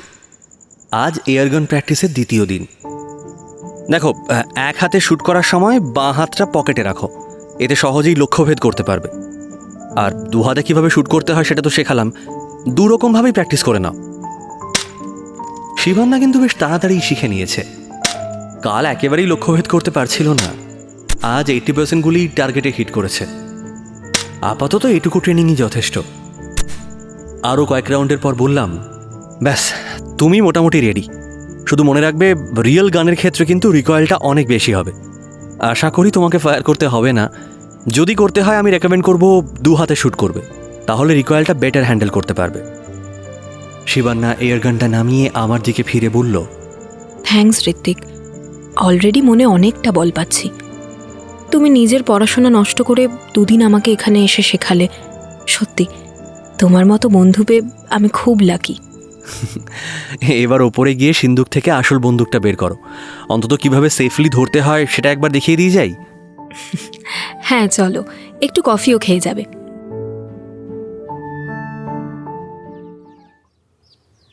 রবিবার সকাল। ভিক আজ বিকেলেই ফিরবে। পুলিশ ফাইলের ছবিগুলো থেকে এবং গত 2 দিনের তদন্তে যা যা জানতে পেরেছি ডায়েরিতে পরপর লিখে ফেললাম, কিন্তু এর থেকে সিরিয়াল কিলারের কাছে কিভাবে পৌঁছবো সেই নিয়ে এখনও কিছু ধারণা করতে পারছি না। লেখাটা মোটামুটি এইরকম দাঁড়ালো। ভিকটিম 1, রতন হালদার, সমাজসেবী ও সরকারি চাকুরে, সক্রিয়ভাবে বিরোধী পার্টির সঙ্গে যুক্ত, যদিও খুব উচ্চপদস্থ নয়। দমদম স্টেশনের কাছে বেশ জনবহুল এলাকায় বাড়ি। অফিস শ্যামবাজারে। মেট্রো করে অফিস যেতেন। অফিসের পরে সমাজসেবার কাজে এদিক ওদিক যেতেন একাই। বাড়ি ফিরতেন রাত করে। অবিবাহিত, বাড়িতে একাই থাকতেন। খুন হন নিজের বাড়িতেই। শোয়ার ঘরের গরাদ লাগানো জানলার ঠিক ভেতরেই স্টাডি টেবিলের সামনে চেয়ারে বসা অবস্থায় মৃতদেহ পাওয়া যায়। বাড়ির দরজা ভেতর থেকে বন্ধ ছিল, যদিও দরজাটা ইয়ের লক, অর্থাৎ জোরে বাইরে থেকে টেনে দিলে বন্ধ হয়ে যায়। জানলার গরাদের মাঝে ছুরি ছোড়ার মতো যথেষ্ট ফাঁক ছিল। সেদিন উনি রাত 10টায় বাড়ি ফেরেন। মৃতদেহ আবিষ্কার হয় রাত 11টায়। উল্টো দিকের বাড়িতে কনস্ট্রাকশনের কাজ হওয়ায় জানলার সামনে অনেকটা বালি পড়েছিল। সেই বালিতে 11 নম্বর কেস জুতোর ছাপ পাওয়া যায়। ভিকটিম 2, শুভাশিস সেন, বিরোধী পার্টির মেম্বার। বাড়িতে মা, স্ত্রী ও 2 মেয়ে আছে। মুদির দোকানের বিজনেস, যদিও নিজে দোকানে বেশিক্ষণ বসতেন না। ফটোগ্রাফি শখ ছিল, তাই ক্যামেরা নিয়ে একা একা ঘুরে বেড়াতেন। মিডিয়ার সঙ্গে বেশ চেনা জানা ছিল। খুন হন বৃষ্টির দিনে, যদিও মৃতদেহ আবিষ্কারের কিছু আগেই বৃষ্টি থেমে গিয়েছিল। পার্টি অফিসের পেছনে একটা অপেক্ষাকৃত নির্জন কাদা ভরা মাঠে মৃতদেহ পড়ে থাকতে দেখা যায়। কাদায় 11 নম্বর কেচ জুতোর ছাপ ছিল। মৃতদেহ উদ্ধার হয় রাত 10টায়। ভিকটিম 3 জহিরুল আলম, বিরোধী পার্টির উচ্চপদস্থ নেতা, বসিরহাটে বাড়ি। পূর্বপুরুষ বাংলাদেশে ছিলেন। গত বছর ভোটে জিতে এমএলএ হন। বেশিরভাগ সময় নিরাপত্তা বেষ্টনীতেই থাকতেন। শুধু প্রতি রবিবার ভোরবেলা একটা অনাথ আশ্রমের মাঠে বাচ্চাদের সঙ্গে খেলতে যেতেন। বাচ্চাদের সঙ্গে সময় কাটানোর সময় অবশ্য সিকিউরিটি গার্ডরা মাঠের বাইরেই থাকত। মাঠে খেলার সময়ই রাস্তার উল্টো দিকের পার্কের গাছের আড়াল থেকে একটা ছুরি এসে ওনার বুকে বেঁধে। কয়েক মিনিটের মধ্যেই মৃত্যু হয়। সিকিউরিটি গার্ড দৌড়ে গেলেও গাছের আড়ালে আর কাউকে দেখতে পায়নি। পার্কে ওই সময় অনেকেই প্রাতভ্রমণ করছিলেন। পুলিশের সন্দেহ খুনি প্রাতভ্রমণকারীদেরই একজন, যদিও প্রমাণের অভাবে তাকে চিহ্নিত করা সম্ভব হয়নি। আর পার্কে কোনো পায়ের ছাপও পাওয়া যায়নি। ভিকটিম 4 প্রণব তেওয়ারি, বড়বাজারে একটি গদির মালিক। গদিতে বেশিরভাগ সময় একাই বসতেন। কাজের দুটো ছেলে ছিল যারা দোকানে বেশিক্ষণ থাকতো না, সাইকেলে মাল ডেলিভারি দিতে যেত। ভোটের সময় বিরোধী পার্টিকে টাকা দিয়ে সাহায্য করতেন, যদিও সক্রিয়ভাবে রাজনীতিতে যুক্ত ছিলেন না। বাড়ি গিরিশ পার্ক, স্ত্রী পুত্র আছে। স্কুটিতে যাতায়াত করতেন। গদির পেছনে একটা পাবলিক টয়লেটে মৃতদেহ পাওয়া যায়। প্রকাশ্য দিবালোকে খুন, যদিও টয়লেট ওই সময় ফাঁকা ছিল। খুনিকে কেউ দেখেনি। টয়লেটের সামনের কাদা মাটিতে অনেক পায়ের ছাপের পাশাপাশি 11 নম্বরের কেস জুতোর ছাপও পাওয়া গেছে। ভিকটিম 5 রোহিত সেনাপতি, বিপক্ষ দলের যুব নেতা, প্রেসিডেন্সি কলেজের ফাইনাল ইয়ারের ছাত্র। কলেজের পর রোজ কলেজ স্ট্রিটে বেশ কিছু সময় কাটাতো। ট্রেনে বাড়ি ফিরত রাত করে। বাড়ি আগরপাড়া। বাড়িতে বাবা, মা আর বোন আছে। মৃতদেহ পাওয়া যায় সন্ধ্যে 7টায় কফি হাউসের বাথরুমে। বাথরুমে ওই সময় অনেক লোক যাতায়াত করলেও তাদের মধ্যে খুনিকে চিহ্নিত করা সম্ভব হয়নি। কোনো পায়ের ছাপও পাওয়া যায়নি। ভিকটিম 6 অমল চৌধুরী, ব্যারাকপুর কমিশনারেটের ডিআইজি। শোনা যায় বিরোধী পার্টি ঘেঁষা ছিলেন। পরিবার সমেত ব্যারাকপুরেই থাকতেন। বাড়িতে সব সময় পাহারার ব্যবস্থা। ডিউটিতেও যেতেন সশস্ত্র প্রহরীর সঙ্গে। রোজ সকাল 6টা থেকে 7টা বাড়ির কাছেই একটা গাছে ঘেরা মাঠে দৌড়তেন। জায়গাটা অপেক্ষাকৃত নির্জন। অবশ্য সেই সময় মাঠের দুপাশে সশস্ত্র প্রহরী থাকত। সেদিনও ছিল। অমল মাঠের কিনারা ধরে ধরে দৌড়তেন। মাঠটির দৈর্ঘ্য বরাবর ঠিক মাঝামাঝি আসতেই গাছের ফাঁক থেকে ছুরিয়ে এসে বুকে বেঁধে। দুপাশের প্রহরী দুজন সঙ্গে সঙ্গে ছুটে এলেও গাছের ফাঁকে আর কাউকে দেখতে পায়নি। কোনো পায়ের ছাপও পাওয়া যায়নি। ভিকটিম 7 বিষয়ে নতুন করে লেখার কিছু নেই। আলিপুরের অবিনাশ চৌধুরীর খুন নিয়ে পুরো একটি কেসই ইতিমধ্যে নথিভুক্ত। তাছাড়া ওটা নাইট থ্রোয়ারের কাজ নয়। ভিকটিম 8, আসলে ভিকটিম 7 বললেই চলে, পরিতোষ রায়, খড়দহ থানা সাব ইন্সপেক্টর, রহড়া মিশন পাড়ায় বাড়ি। খুবই কর্তব্যপরায়ণ অফিসার ছিলেন। রাজনীতির সঙ্গে কোনো যোগাযোগ পাওয়া যায়নি। সব জায়গায় বাইক নিয়ে একাই তদন্ত করতে যেতেন। অবিবাহিত। বাড়িতে অসুস্থ মা ছাড়া আর কেউ নেই। পাড়ার চায়ের দোকানের মালিকের সঙ্গে খুব ভাব ছিল। খড়দহ থানার ওসি ওকে খুব স্নেহ করতেন। সেই জন্যই ওকে ডিপার্টমেন্ট থেকে সাধারণত মর্নিং ডিউটি দেওয়া হতো। ইভিনিং ডিউটি খুবই কম করতেন। অন্য একজন অফিসার অসুস্থ হয়ে যাওয়ায় সেদিন বাধ্য হয়ে ইভিনিং ডিউটি করে ফিরছিলেন। বাড়ি থেকে একটু দূরে একটা পোড়ো মন্দিরের সামনের ঝোপে মৃতদেহ পাওয়া যায়। কোনো পায়ের ছাপ ছিল না। বলা বাহুল্য সবকটা খুনের ক্ষেত্রে একটা জিনিস কমন, অ্যান্টিয়ারিন মাখানো থ্রোয়িং নাইফ দিয়েই খুনগুলো করা হয়েছে। লেখাটা শেষ করে একবার চোখ বোলালাম। একটা প্যাটার্ন কি চোখের সামনে ভেসে উঠছে?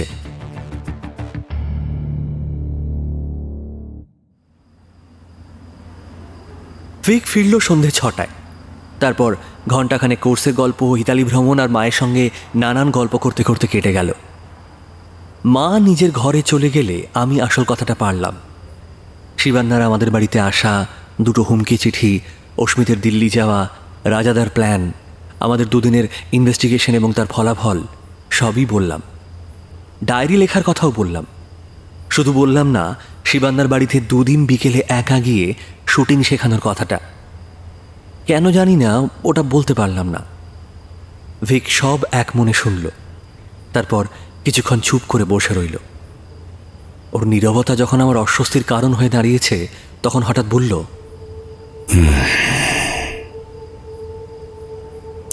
সেদিন বিকেলে যখন ফোন করলাম তোকে, তুই শিবান্নার বাড়িতেই যাচ্ছিলিস, তাই তো?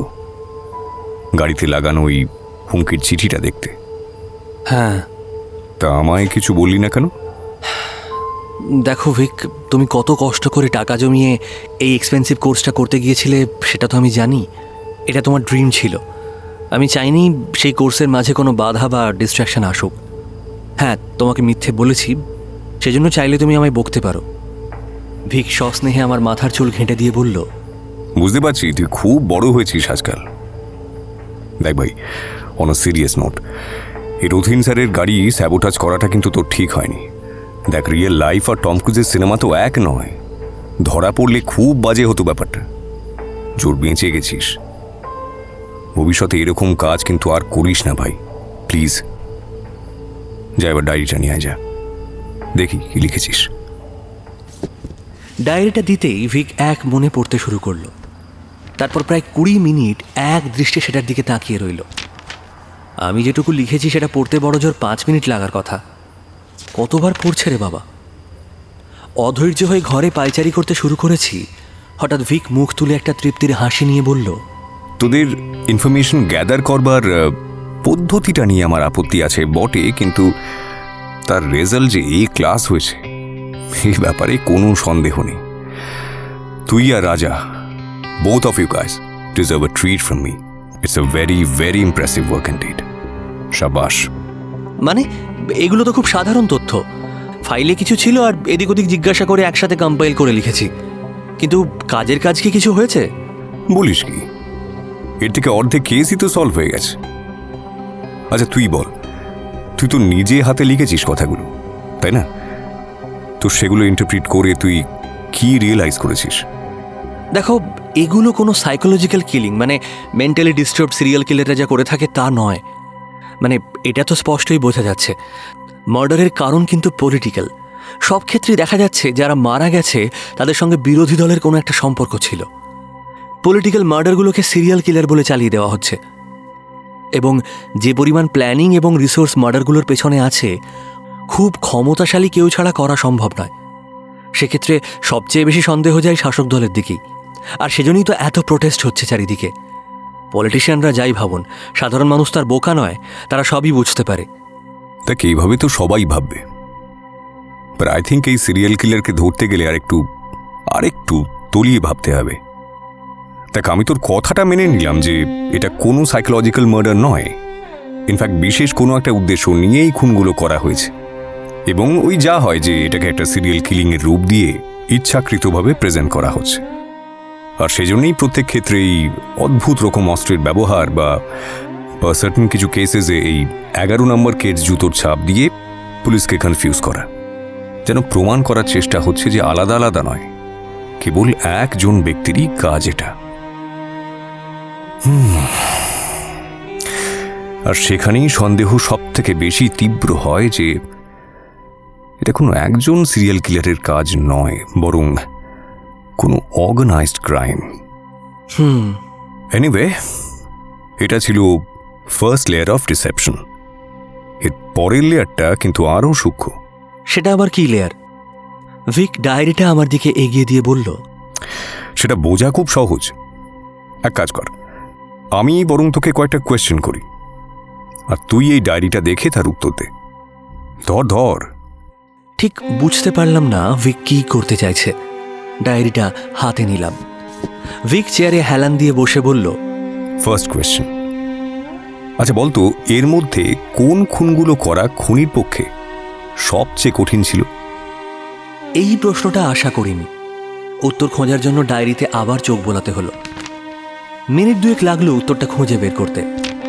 বললাম, মার্ডার নাম্বার 3 আর 6, অর্থাৎ ওই এমএলএ আর ডিআইজির মার্ডার দুটো, কারণ ওরা দুজনেই হেভিলি গার্ডেড ছিলেন। 1 আর 7 নাম্বার মার্ডার দুটোও বেশ রিস্কি। 1 নাম্বারটা দমদম স্টেশনের কাছে একটা বাড়িতে হয়েছে, আর 7 নাম্বারটা কফি হাউসের বাথরুমে। দুটোই তো জনবহুল এলাকা। আর শেষ অর্থাৎ সাব ইন্সপেক্টরের খুনটা, পুলিশকে মারা তো সবসময় রিস্কি, তাই না? দেখ, আমরা যে লেভেলের খুনি নিয়ে এখানে ডিল করছি, তার কাছে পুলিশ মারাটা এমন কিছু রিস্কের ব্যাপার নয়। দেখছিস না কেমন হেলায় ডিআইজিকে মেরে দিচ্ছে। সাব ইন্সপেক্টর তো কোন ছাড়। জনবহুল এলাকায় মারাটা একদিক থেকে যেমন রিস্কি, অন্যদিকে কিন্তু তেমনি সুবিধেও। মানে ব্যাপারটা হচ্ছে খুব সহজেই ভিড়ের মধ্যে মিশে যাওয়া যায়। অর্থাৎ ট্রু রিস্ক যদি আমরা বিচার করি তাহলে উত্তর হবে 3 আর 6। দুটো ক্ষেত্রেই সিকিউর পেরিমিটারের মধ্যে থাকা সত্ত্বেও মার্ডারটা এক্সিকিউট করা হয়েছে। It's not at all normal murder. এই ধরনের কাজ করতে দরকার meticulous planning and resource, that is it. আচ্ছা, বেশ, মানলাম। এবার দ্বিতীয় প্রশ্নটা তোকে প্রথম প্রশ্নটাই একটু ঘুরিয়ে করা যাক। হোয়াট ইউ থিঙ্ক, এর মধ্যে কাকে খুব প্ল্যান করে রিসার্চ করে খুন করা হয়েছে, আর কাদেরই বা ওই ঠিকমতো প্ল্যানিং না করে, মানে যেমন তেমন করে আর কি তাড়াহুড়ো করে খুন করা হয়েছে? বলতো। আবার ডায়েরিতে চোখ বোলালাম। খুব ভালো করে প্ল্যানিং করা হয়েছে 1, 3, 6 আর 8 নাম্বারের ক্ষেত্রে। প্রথম খুনটা জনবহুল এলাকাতে হলেও উনি কিন্তু ভিড়কে নিজের অ্যাডভান্টেজ হিসেবেই ব্যবহার করেছে। জানলা দিয়ে ছুঁড়ে ছুঁড়েই ভিড়ে মিশে গেছে, বেশ বুদ্ধিমত্তার পরিচয়। নিরাপত্তা বেষ্টনীতে সামান্য যে ফাটল ছিল সেগুলোকেই ব্যবহার করে 3 আর 6 নাম্বার খুনটা করা হয়েছে। এটা তো ভালোভাবে রিসার্চ আর প্ল্যানিং না করে সম্ভব নয়। আর 8 নাম্বারের সাব ইন্সপেক্টরও সাধারণত ইভিনিং ডিউটি করতেন না। ওই দিনই যে তিনি ইভিনিং ডিউটি করবেন সেটা ডিপার্টমেন্টের রোস্টার চেক না করলে তো জানা সম্ভব নয়। তাই এখানে কেমন যেন ইনসাইড জবের ইঙ্গিত পাওয়া যাচ্ছে, অর্থাৎ ওয়েল এক্সিকিউটেড। ভালো বলেছিস। অ্যান্ড বাকিগুলো? বাকি খুনগুলো বরং আরও সেফলি করা সম্ভব ছিল। 2 নম্বর, অর্থাৎ যিনি পার্টি অফিসের পেছনে খুন হয়েছেন, তাকে খুন করার আরও ভালো সুযোগ ছিল। উনি তো একা একা ফটোগ্রাফি করার জন্য এদিক ওদিক ঘুরতেন। ওকে একা পাওয়াটা কোনো ব্যাপার ছিল না। আর পার্টি অফিসে তো নিশ্চয়ই অন্যান্য লোক ছিল। তাদের কাছাকাছি মার্ডার করে বডি পেছনে ফেলাটা যথেষ্ট ঝুঁকির কাজ। হ্যাঁ, অবশ্য বৃষ্টি পড়াটা খুনি অ্যাডভান্টেজ হিসেবে ইউজ করেছে পায়ের ছাপ তৈরি করার জন্য। এই তো একদম ঠিক বলেছিস। এরপর বড় বাজারে যে ব্যবসায়ীকে গদির পেছনের টয়লেটে মারা হলো, তিনি তো গদিতে একাই বসতেন। দোকানের 2জন ছেলে সারাদিন মাল ডেলিভারি করার জন্য বাইরে ঘোরাঘুরি করত। দোকানে ঢুকে মারাটা বরং অনেক বেশি সহজ ছিল। দোকানটায় আমি গিয়েও ছিলাম। লম্বা সরু ঘর, ভেতরটা অন্ধকার। সিসিটিভি আছে, তবে হাতের নাগালের মধ্যে। যে কোনো সময় দোকানে ঢুকে খুন করে সিসিটিভি ও কম্পিউটার নষ্ট করে পালানোটা অনেক বেশি সেফ ছিল। তা না করে খুনি দোকানের পেছনের পাবলিক বাথরুমের সামনে দাঁড়িয়ে অপেক্ষা করছিল যে উনি কখন বাথরুমে যাবেন। অর্থাৎ দোকানের ভেতরে যে অন্য কেউ নেই সেই রিসার্চটাও করেনি। এটা দোকান ভিজিট করার পরেই আমার মনে হয়েছিল, কিন্তু ডায়েরিতে লেখার সময় লিখতে ভুলে গেছি। কারেক্ট ইউয়া। আর যুবনেতার খুনটাও ঠিকমতো প্ল্যান করা হয়নি। উনি অনেক রাত করে আগরপাড়ায় বাড়িতে ফিরতেন। কফি হাউসের বাথরুমে খুন করার থেকে আগরপাড়ায় খুন করাটা অনেক বেশি সেফ ছিল, তাই নয় কি? হ্যাঁ, ঠিকই বলেছ। আমি আর রাজাদা গিয়েছিলাম ওর বাড়ি। বেশ ভেতরে বাড়িটা, রাতের দিকে লোকজন কমই থাকে।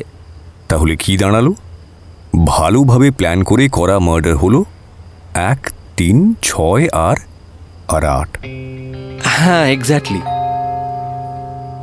ডোরবেল বাজায় আমাদের আলোচনায় ছেদ পড়ল।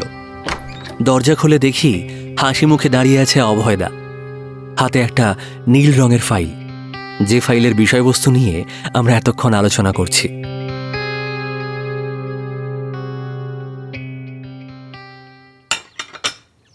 পরদিন সকালে ব্রেকফাস্ট টেবিলে ভিক বলল, আজ একবার তোর রথিন স্যারের সঙ্গে দেখা করাতে পারবি? উনি তো আমার সঙ্গে আলাপ করতে চেয়েছেন। আজ কলেজে গিয়ে ওনার সঙ্গে একটা অ্যাপয়েন্টমেন্ট করে নিস, আমি পৌঁছে যাব। গতকাল অভয় আসার পর ভিক ফাইলটা নিয়ে এমন অভিনয় করল যেন প্রথমবার দেখছে। তারপর আমার সঙ্গে যা আলোচনা হয়েছিল সেটুকুই গুছিয়ে অভয়কে বলল। সঙ্গে এও বলল যে এখন থেকে এই কেসটা নিয়েই কাজ করবে। ফলে অভয় খুশি হয়েই বাড়ি গেল। শিবান্নও আমাকে রাতে একবার ফোন করেছিল। জিজ্ঞেস করলো ভিক ফিরেছে কিনা, তাহলে আগামীকাল কোনো এক সময় এসে দেখা করবে। ভিককে সে কথা জানানোই অবশ্য বলল, দেখা করে নতুন কিছু লাভ তো হবে না, তার থেকে দুজন বডিগার্ড নিয়ে বাড়িতে যেভাবে বন্দি আছে তাই থাক। এতে অন্তত নাইট থ্রোয়ারের নাগালের বাইরে থাকবে। আর আমরা তো আসল খুনিকে ধরার চেষ্টা করছি, তাকে ধরলেই অটোমেটিক্যালি শিবান্নার বিপদটা কেটে যাবে। শিবান্নাকে সেই কথাই জানিয়ে দিয়েছিলাম। ইতিমধ্যে অস্মিত ফিরে আসায় সে অবশ্য একটু আশ্বস্ত।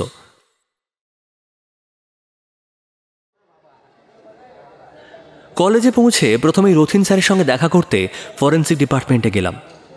ভিকের নাম শুনে স্যার দুপুর 12টা নাগাদ অ্যাপয়েন্টমেন্ট দিলেন ঠিকই, তবে দেখে মনে হলো না আগের দিনের মতো তিনি অতটা উৎসাহিত। মনে হলো খুব ব্যস্ত আছেন। ভিক সময়ের 10 মিনিট আগেই পৌঁছে গেল। আমার তখন ক্লাস না থাকায় আমিও ভিকের সঙ্গে ফরেন্সিক ডিপার্টমেন্টে গেলাম। ঠিক 12টার সময় রথিন স্যার আমাদের ডেকে নিলেন। ভিক নিজের পরিচয় দিয়ে বলল, নমস্কার, আমি ভিক্টর চ্যাটার্জি। আমার বন্ধু ইন্সপেক্টর অভয় বাগচির রিকোয়েস্টে আমি পুলিশকে নাইট থ্রোয়ার কিলিং সলভ করবার ব্যাপারে সাহায্য করতে রাজি হয়েছি। আমি খবর পেলাম যে আপনি লাস্ট ডেড বডিটার পোস্টমর্টম করেছেন। ইনফ্যাক্ট অভয় আমাকে বলল যে আগের খুনগুলো ডিটেলসগুলোও পাঠিয়েছিল আপনাকে। So just want to know your perspective. আপনি বিষয়টাকে কীভাবে দেখছেন? আমার পক্ষে খুব সুবিধে হতো আপনার মতামতটা পেলে। আমার দীর্ঘদিনের অভিজ্ঞতা থেকে আমি একটা মৃতদেহের আঘাত পরীক্ষা করে অনেক কিছু বলতে পারি। শেষ যে সাব ইন্সপেক্টরের মৃতদেহ পরীক্ষা করলাম তাতে একটা অসঙ্গতি পেয়েছি। কিভাবে বলছি সেটা ব্যাখ্যা করতে গেলে আপনি বোর হয়ে যাবেন। তবে এটুকু শুনে রাখুন যে আমার সন্দেহ সাব ইন্সপেক্টরকে দূর থেকে ছুঁড়ে মারা হয়নি। কেউ ছুরিটা হাতে ধরে সরাসরি বুকে ঢুকিয়ে দিয়েছে। ক্ষতের দৈর্ঘ্য ও প্রস্থের অনুপাত, মার্জিন, অ্যাঙ্গুলেশন ইত্যাদি দেখে এটাই আমার মনে হয়েছে। কি আশ্চর্য ব্যাপার! আচ্ছা, এর আগে এই কেসের অন্য কোনো ভিকটিমের পোস্টমর্টম আপনি করেননি? হ্যাঁ, করেছি তো। 3 নম্বর আর 6 নম্বর খুনের দুটোই অবশ্য খুব হাই প্রোফাইল কেস, তাই আমার কাছে এসেছিল। তবে ওই দুটোয় থ্রোয়িং নাইফের প্রপার ইউজ করা হয়েছে, অর্থাৎ দূর থেকে ছুরি মারা হয়েছে। মনে হচ্ছে সিরিয়াল কিলারটি নাইফ থ্রোয়িংয়ে দক্ষ হওয়ার পাশাপাশি প্রয়োজনে হাতে ছুরি চালিয়েও খুন করতে পারে। অথবা দুজন ভিন্ন লোক খুনগুলো করেছে। পসিবল, কারণ 4 নম্বর খুনের অটপসি আমি না করলেও তার উন্ডের রিপোর্ট পড়ে আমার মনে হয়েছে ছুরিটা বাঁ হাতে সরাসরি বুকে ঢোকানো হয়েছে। যদিও মৃতদেহ আমি নিজে দেখলে আরও কনফার্ম করে বলতে পারতাম।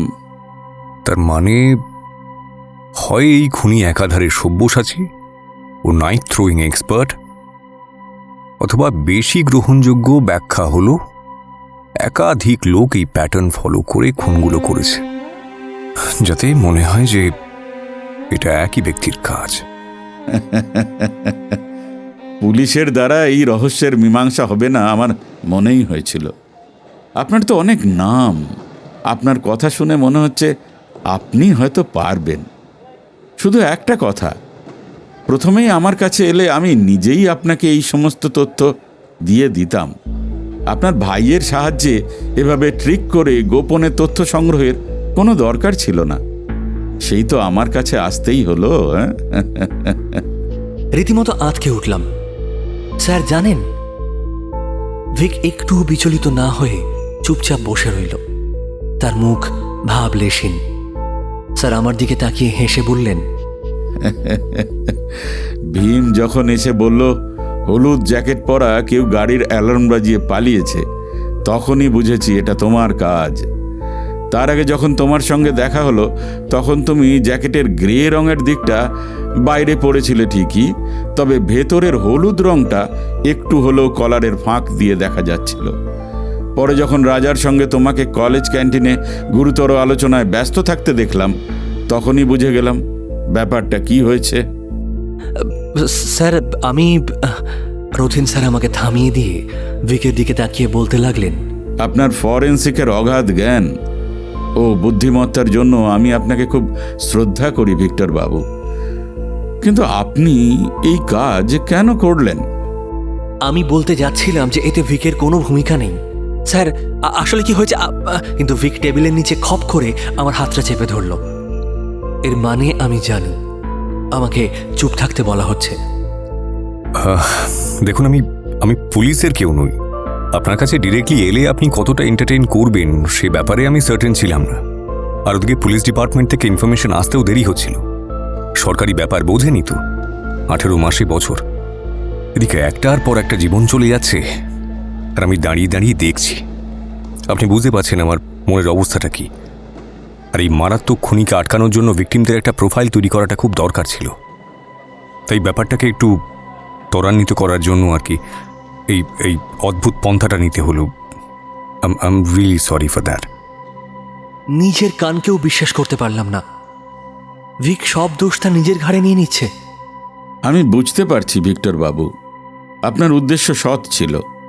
গ্রেটার গুডের জন্য কখনো কখনো এথিক্সকে কিছুটা কম্প্রোমাইজ করতে হয়।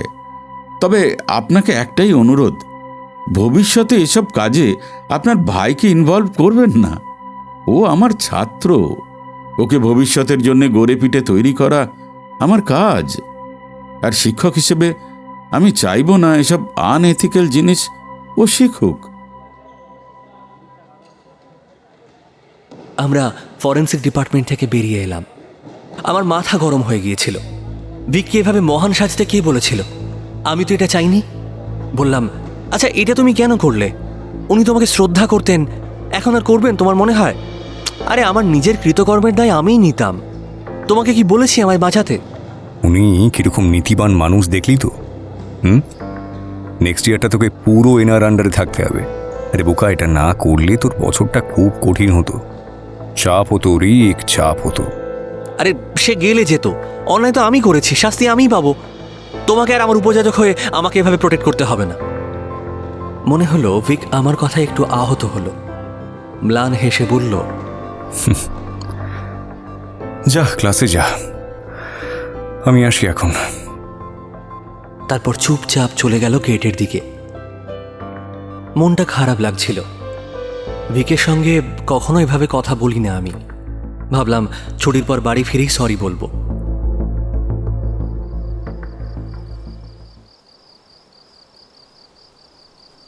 বাড়ি ফিরতে 6:30 বাজলো। ঢুকতেই দেখলাম ভিক বাইরে যাওয়ার জন্য তৈরি হয়ে বৈঠকখানায় বসে আছে। বললাম, কোথাও যাচ্ছ? ভিক উঠে দাঁড়িয়ে বলল, শুধু আমি না, তুইও যাবি। আমরা আজ সন্ধ্যের কফিটা 5 স্টার হোটেলে খাবো। একজন ভদ্রলোক দিল্লি থেকে এসেছেন একটা বিশেষ ব্যাপারে দেখা করার জন্য।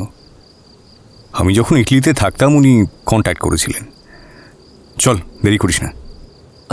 তোমার সঙ্গে দেখা করতে এসেছেন, সেখানে আমার যাওয়াটা কি ঠিক হবে? হ্যাঁ অবশ্যই। আরে উনিই বলেছেন তোকে নিয়ে আসতে। চল না। কে উনি? ওরে চল, গেলেই দেখতে পাবি। তবে এই কথা কিন্তু কাউকে বলা যাবে না, হ্যাঁ? অভয় কেউ না। দাঁড়া, ক্যাব ডাকি।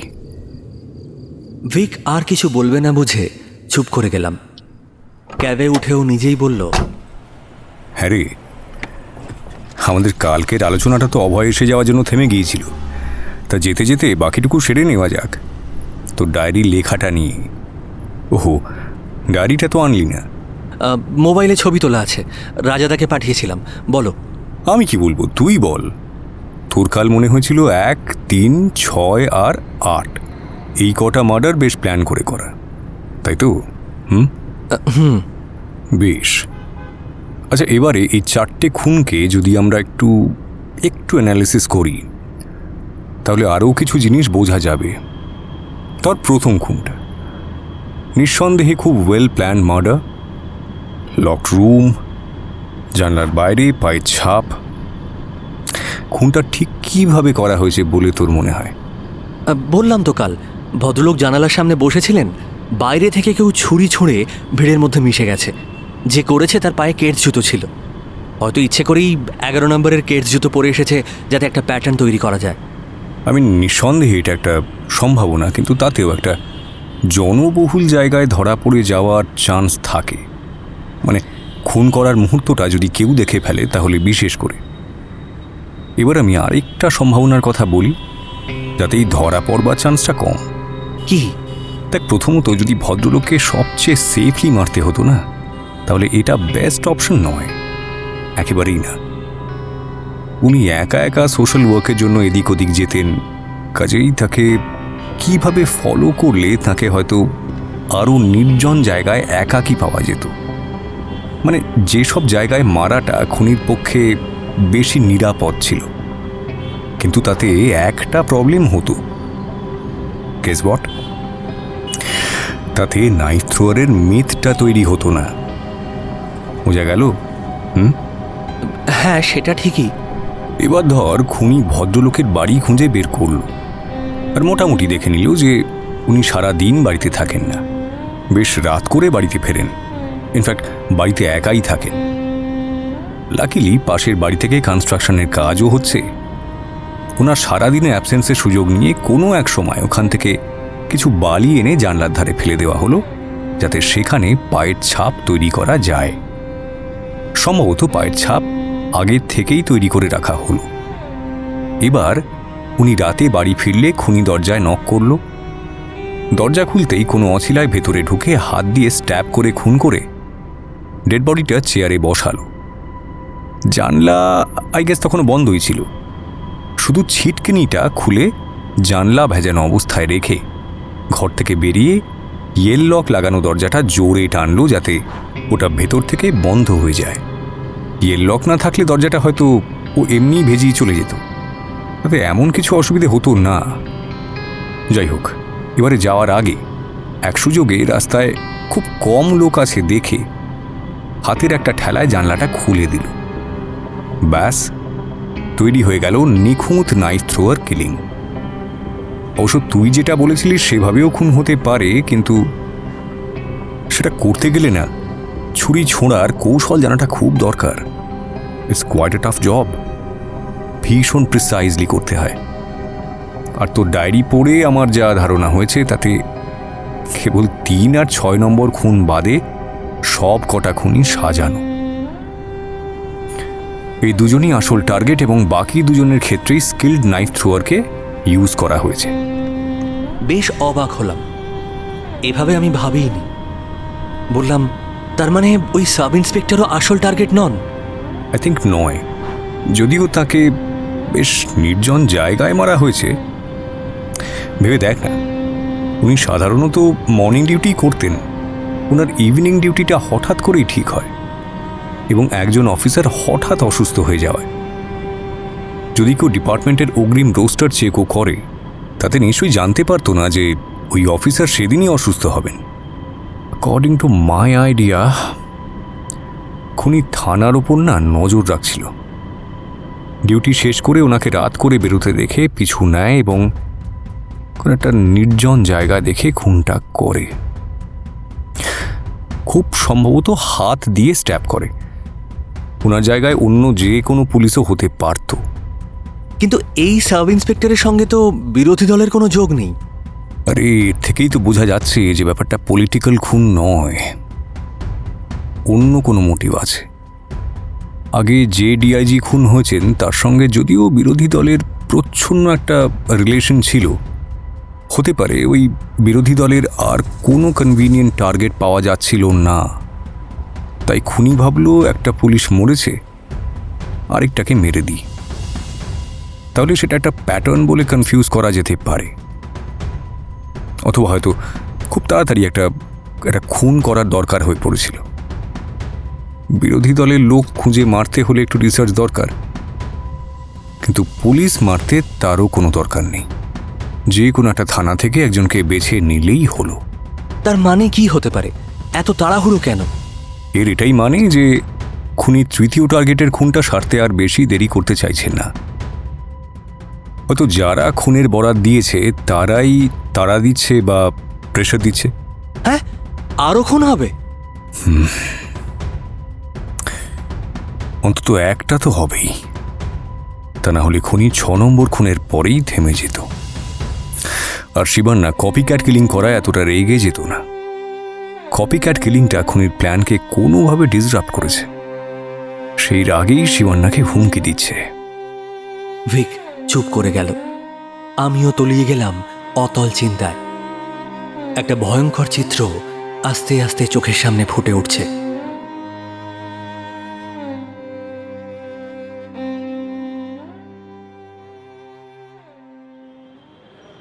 পাঁচতারা হোটেলে পৌঁছে আমরা একটা নির্দিষ্ট রুমে গেলাম। দরজা খুলে আমাদের অভ্যর্থনা করলেন 50 ঊর্ধ্ব এক ভদ্রলোক। হাইট 6 ফুটের কাছাকাছি, মাথায় কাঁচা পাকা চুল, মুখে চাপদাড়ি আর গোঁফ। ঘরে ঢুকেই ভিক বলল, আলাপ করিয়ে দিই, ও আমার ভাই ঋত্বিক। আর রিক, ইনি হলেন Abhishek Patkar, research and analysis উইংয়ের অ্যাসিস্ট্যান্ট ডিরেক্টর। মানে র? Yes, young man. Nice to see you after a long time, Victor. উনি ভিকের সাথে করমর্দন করলেন। তারপর ইন্টারকমে ফোন করে কফির অর্ডার দেওয়ার পর পাটকর বললেন, ভিক্টর, তুমি নিশ্চয়ই খুব অবাক হয়েছো আমি হঠাৎ করে এভাবে কলকাতায় আসায়। হ্যাঁ অবশ্যই। আমি ইটালিতে থাকাকালীন আপনি ফোন করেছিলেন, তখন অনেস্টলি আমি নিজেও বুঝতে পারিনি যে আপনি নিজে আসবেন। শুধু জানতে চেয়েছিলেন আমি কবে ফিরব। তারপরে আজ যখন ফোন করে বললেন যে আপনি এখানে, আই ওয়াজ লিটারালি সারপ্রাইজড। আর রিককেই বা কেন আনতে বললেন আমি সেটাও বুঝলাম না। সব বলবো, কফিটা আসুক। তারপর তোমার কেমন চলছে? তোমার কীর্তি কাহিনীর কথা অনেক শুনতে পাই।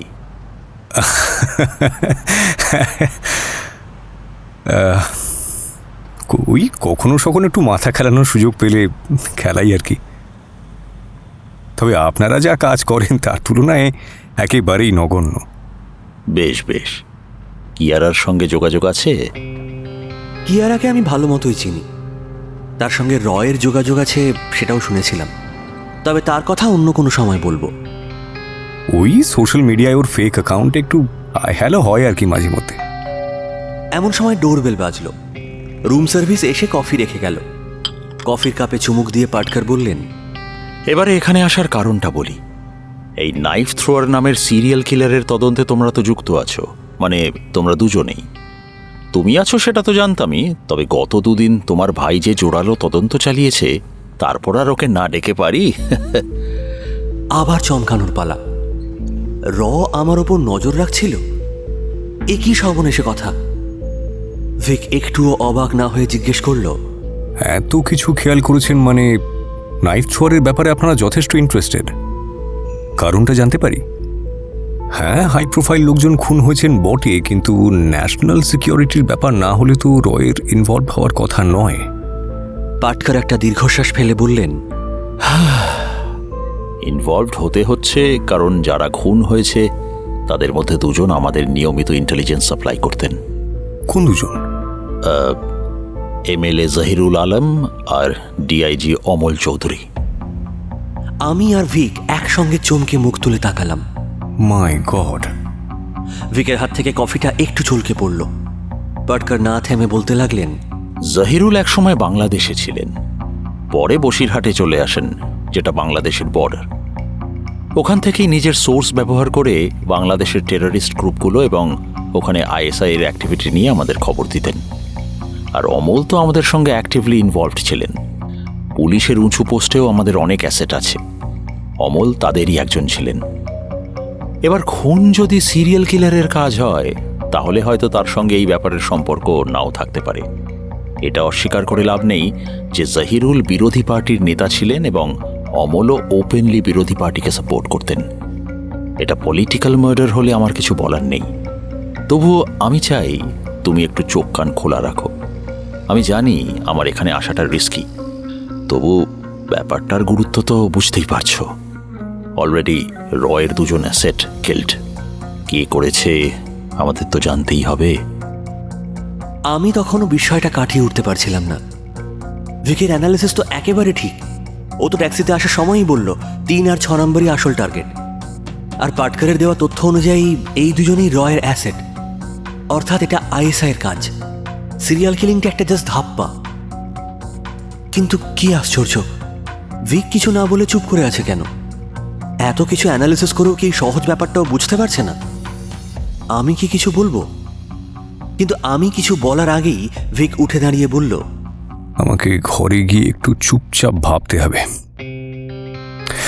আর আপনার একজন এজেন্টের সাহায্য চাই আমার। তার সম্মান আমি এককালে রক্ষা করেছিলাম। তাকে বলুন শুধু থ্যাংক ইউ নোটে আর চিড়ে ভেজবে না কিন্তু। It's time to pay me back properly. বুঝেছি কার কথা বলছো। You are in luck. ও এখন কলকাতাতেই আছে।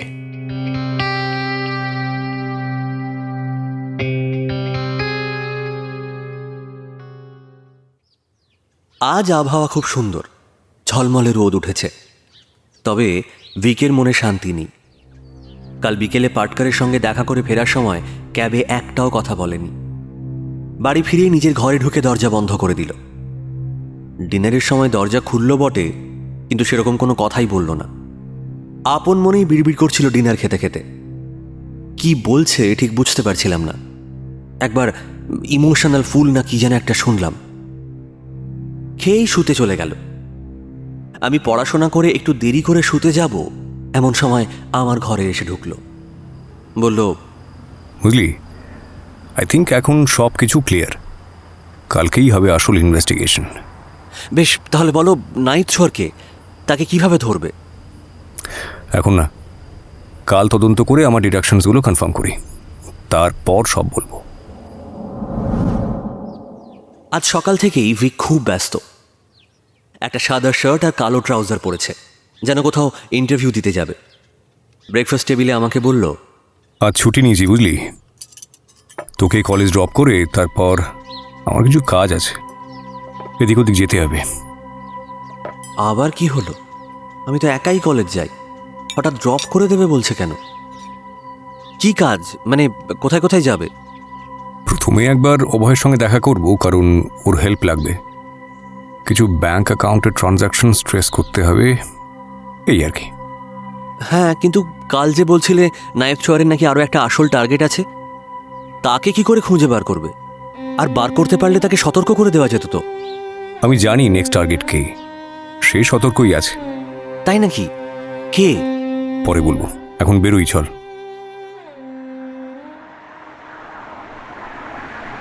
ভিক ক্যাবে আমাকে মেডিকেল কলেজ ড্রপ করে দিল। ক্যাবের জানলা থেকে মুখ বার করে জিজ্ঞেস করলো, তোর কটায় ছুটি আজকে? 4টে। বেশ, ততক্ষণে আই থিঙ্ক আমার কাজ হয়ে যাবে। আমি এখানেই চলে আসবো 4টের সময়। আর তার আগে এদিক ওদিক কোথাও যাস না কিন্তু। বেশ বিরক্ত লাগলো। ভিক হঠাৎ এমন ব্যবহার করছে যেন আমি স্কুলের বাচ্চা। কাল এই নিয়েই ঝামেলা হলো, তাও যাই হোক, আর কথা বাড়ালাম না। 2টো নাগাদ জানতে পারলাম যে শেষ 2টো ক্লাস হবে না, অর্থাৎ ছুটি। একবার ভাবলাম ভিককে ফোন করি, তারপর ঠিক করলাম দরকার নেই, কলেজ স্ট্রিট যাই, বইটই দেখে 2 ঘন্টা কাটিয়ে দেওয়া যাবে। হঠাৎই ফোন বেজে উঠল। শিবান্না ফোন করছে। ফোন তুলে বললাম, হ্যাঁ বলো, কেমন আছো? তোমার সঙ্গে কিছু কথা ছিল ঋত্বিক, একবার দেখা করা যাবে? এখন? কিন্তু আমি তো এখন মেডিকেল কলেজে, তোমার বাড়ি যেতে তো অনেক সময় লাগবে। 4টের সময় ভিক আসবে, বরং আমি আর ভিক তোমাকে সন্ধ্যাবেলা মিট করি।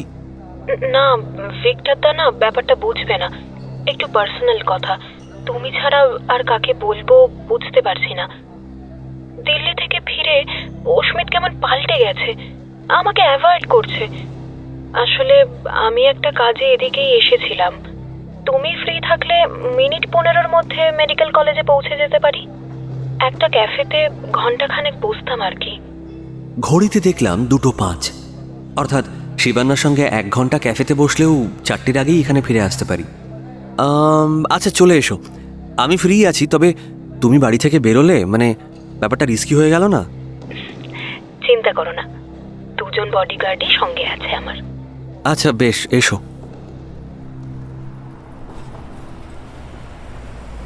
মিনিট 15 বাদে শিবান্নার গাড়ি মেডিকেল কলেজের সামনে এসে থামল।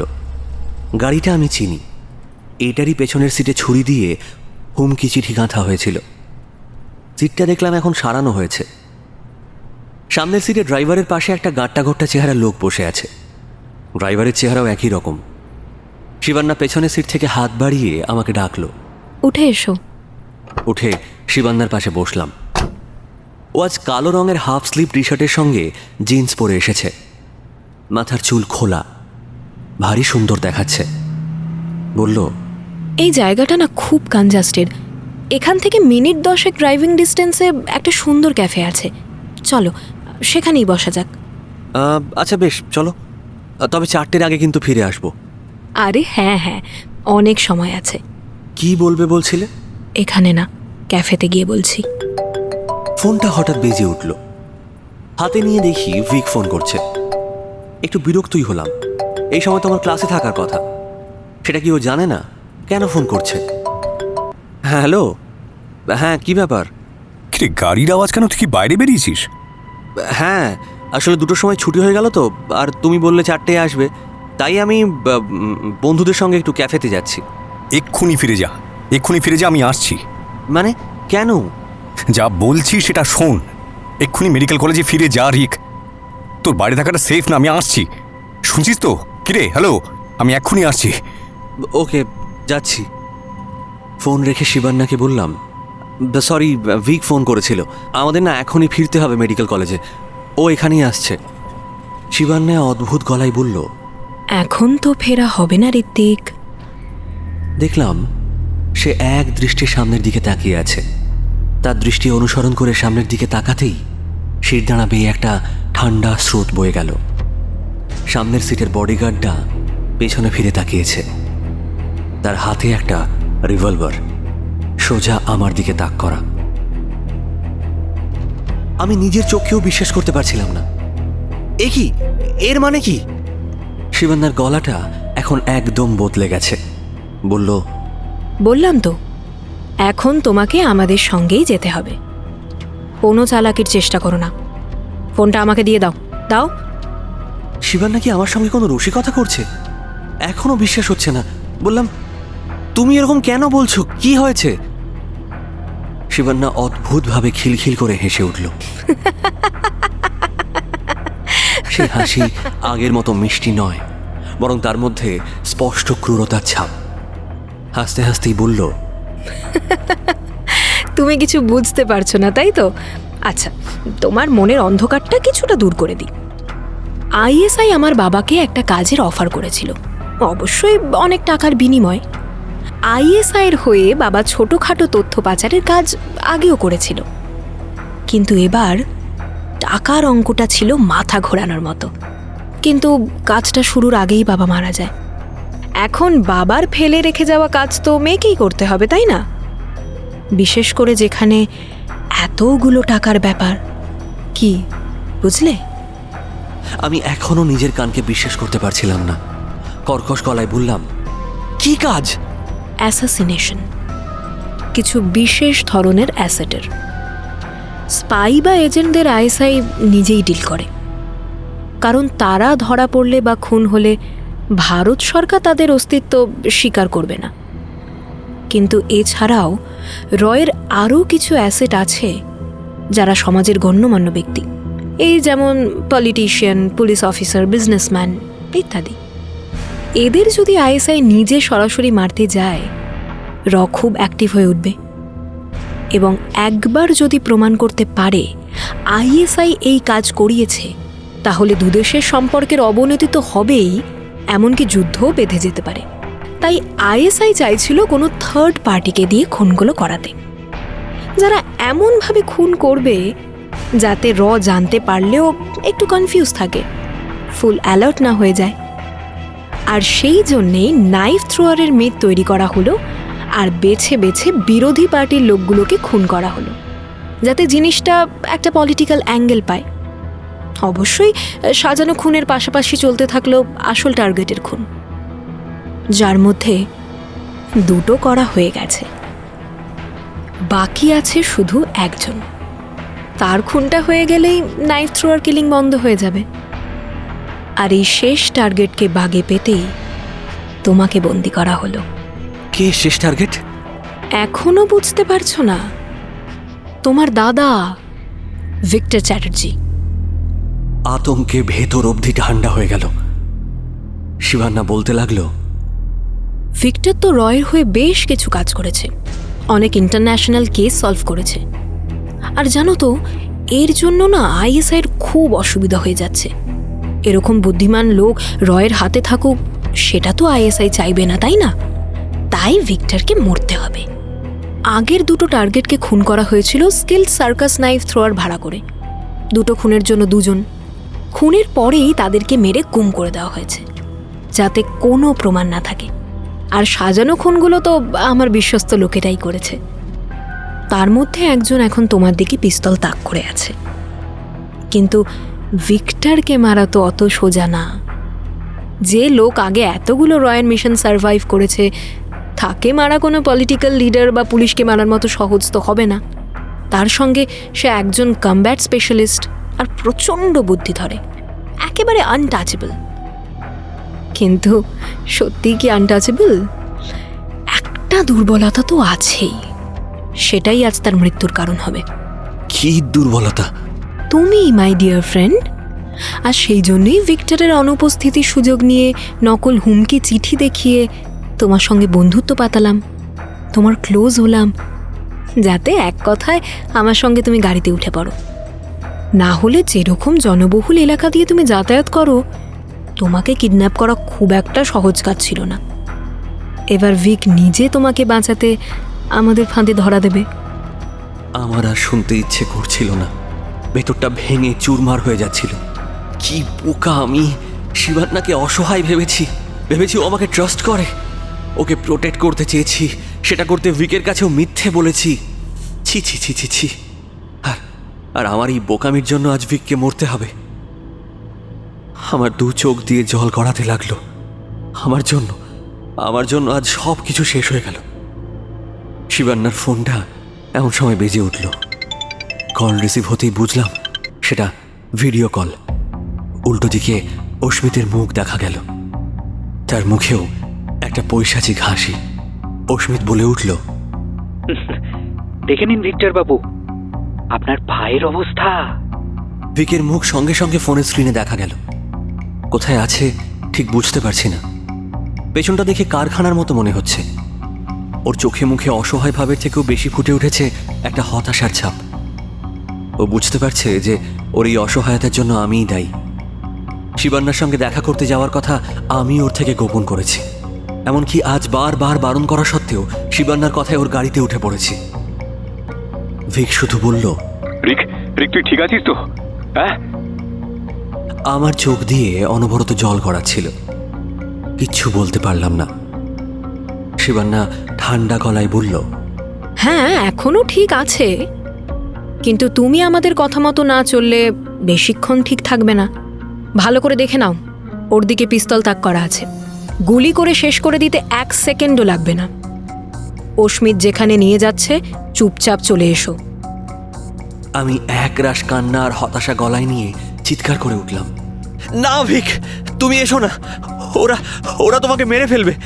আমার বোকামোর জন্য তুমি নিজেকে শেষ করে দিও না ভিক। আসবে, আলবাত আসবে। মনে রেখো, আমাকে ধরার সুযোগ পেয়েও তুমি ছেড়ে দিয়েছো।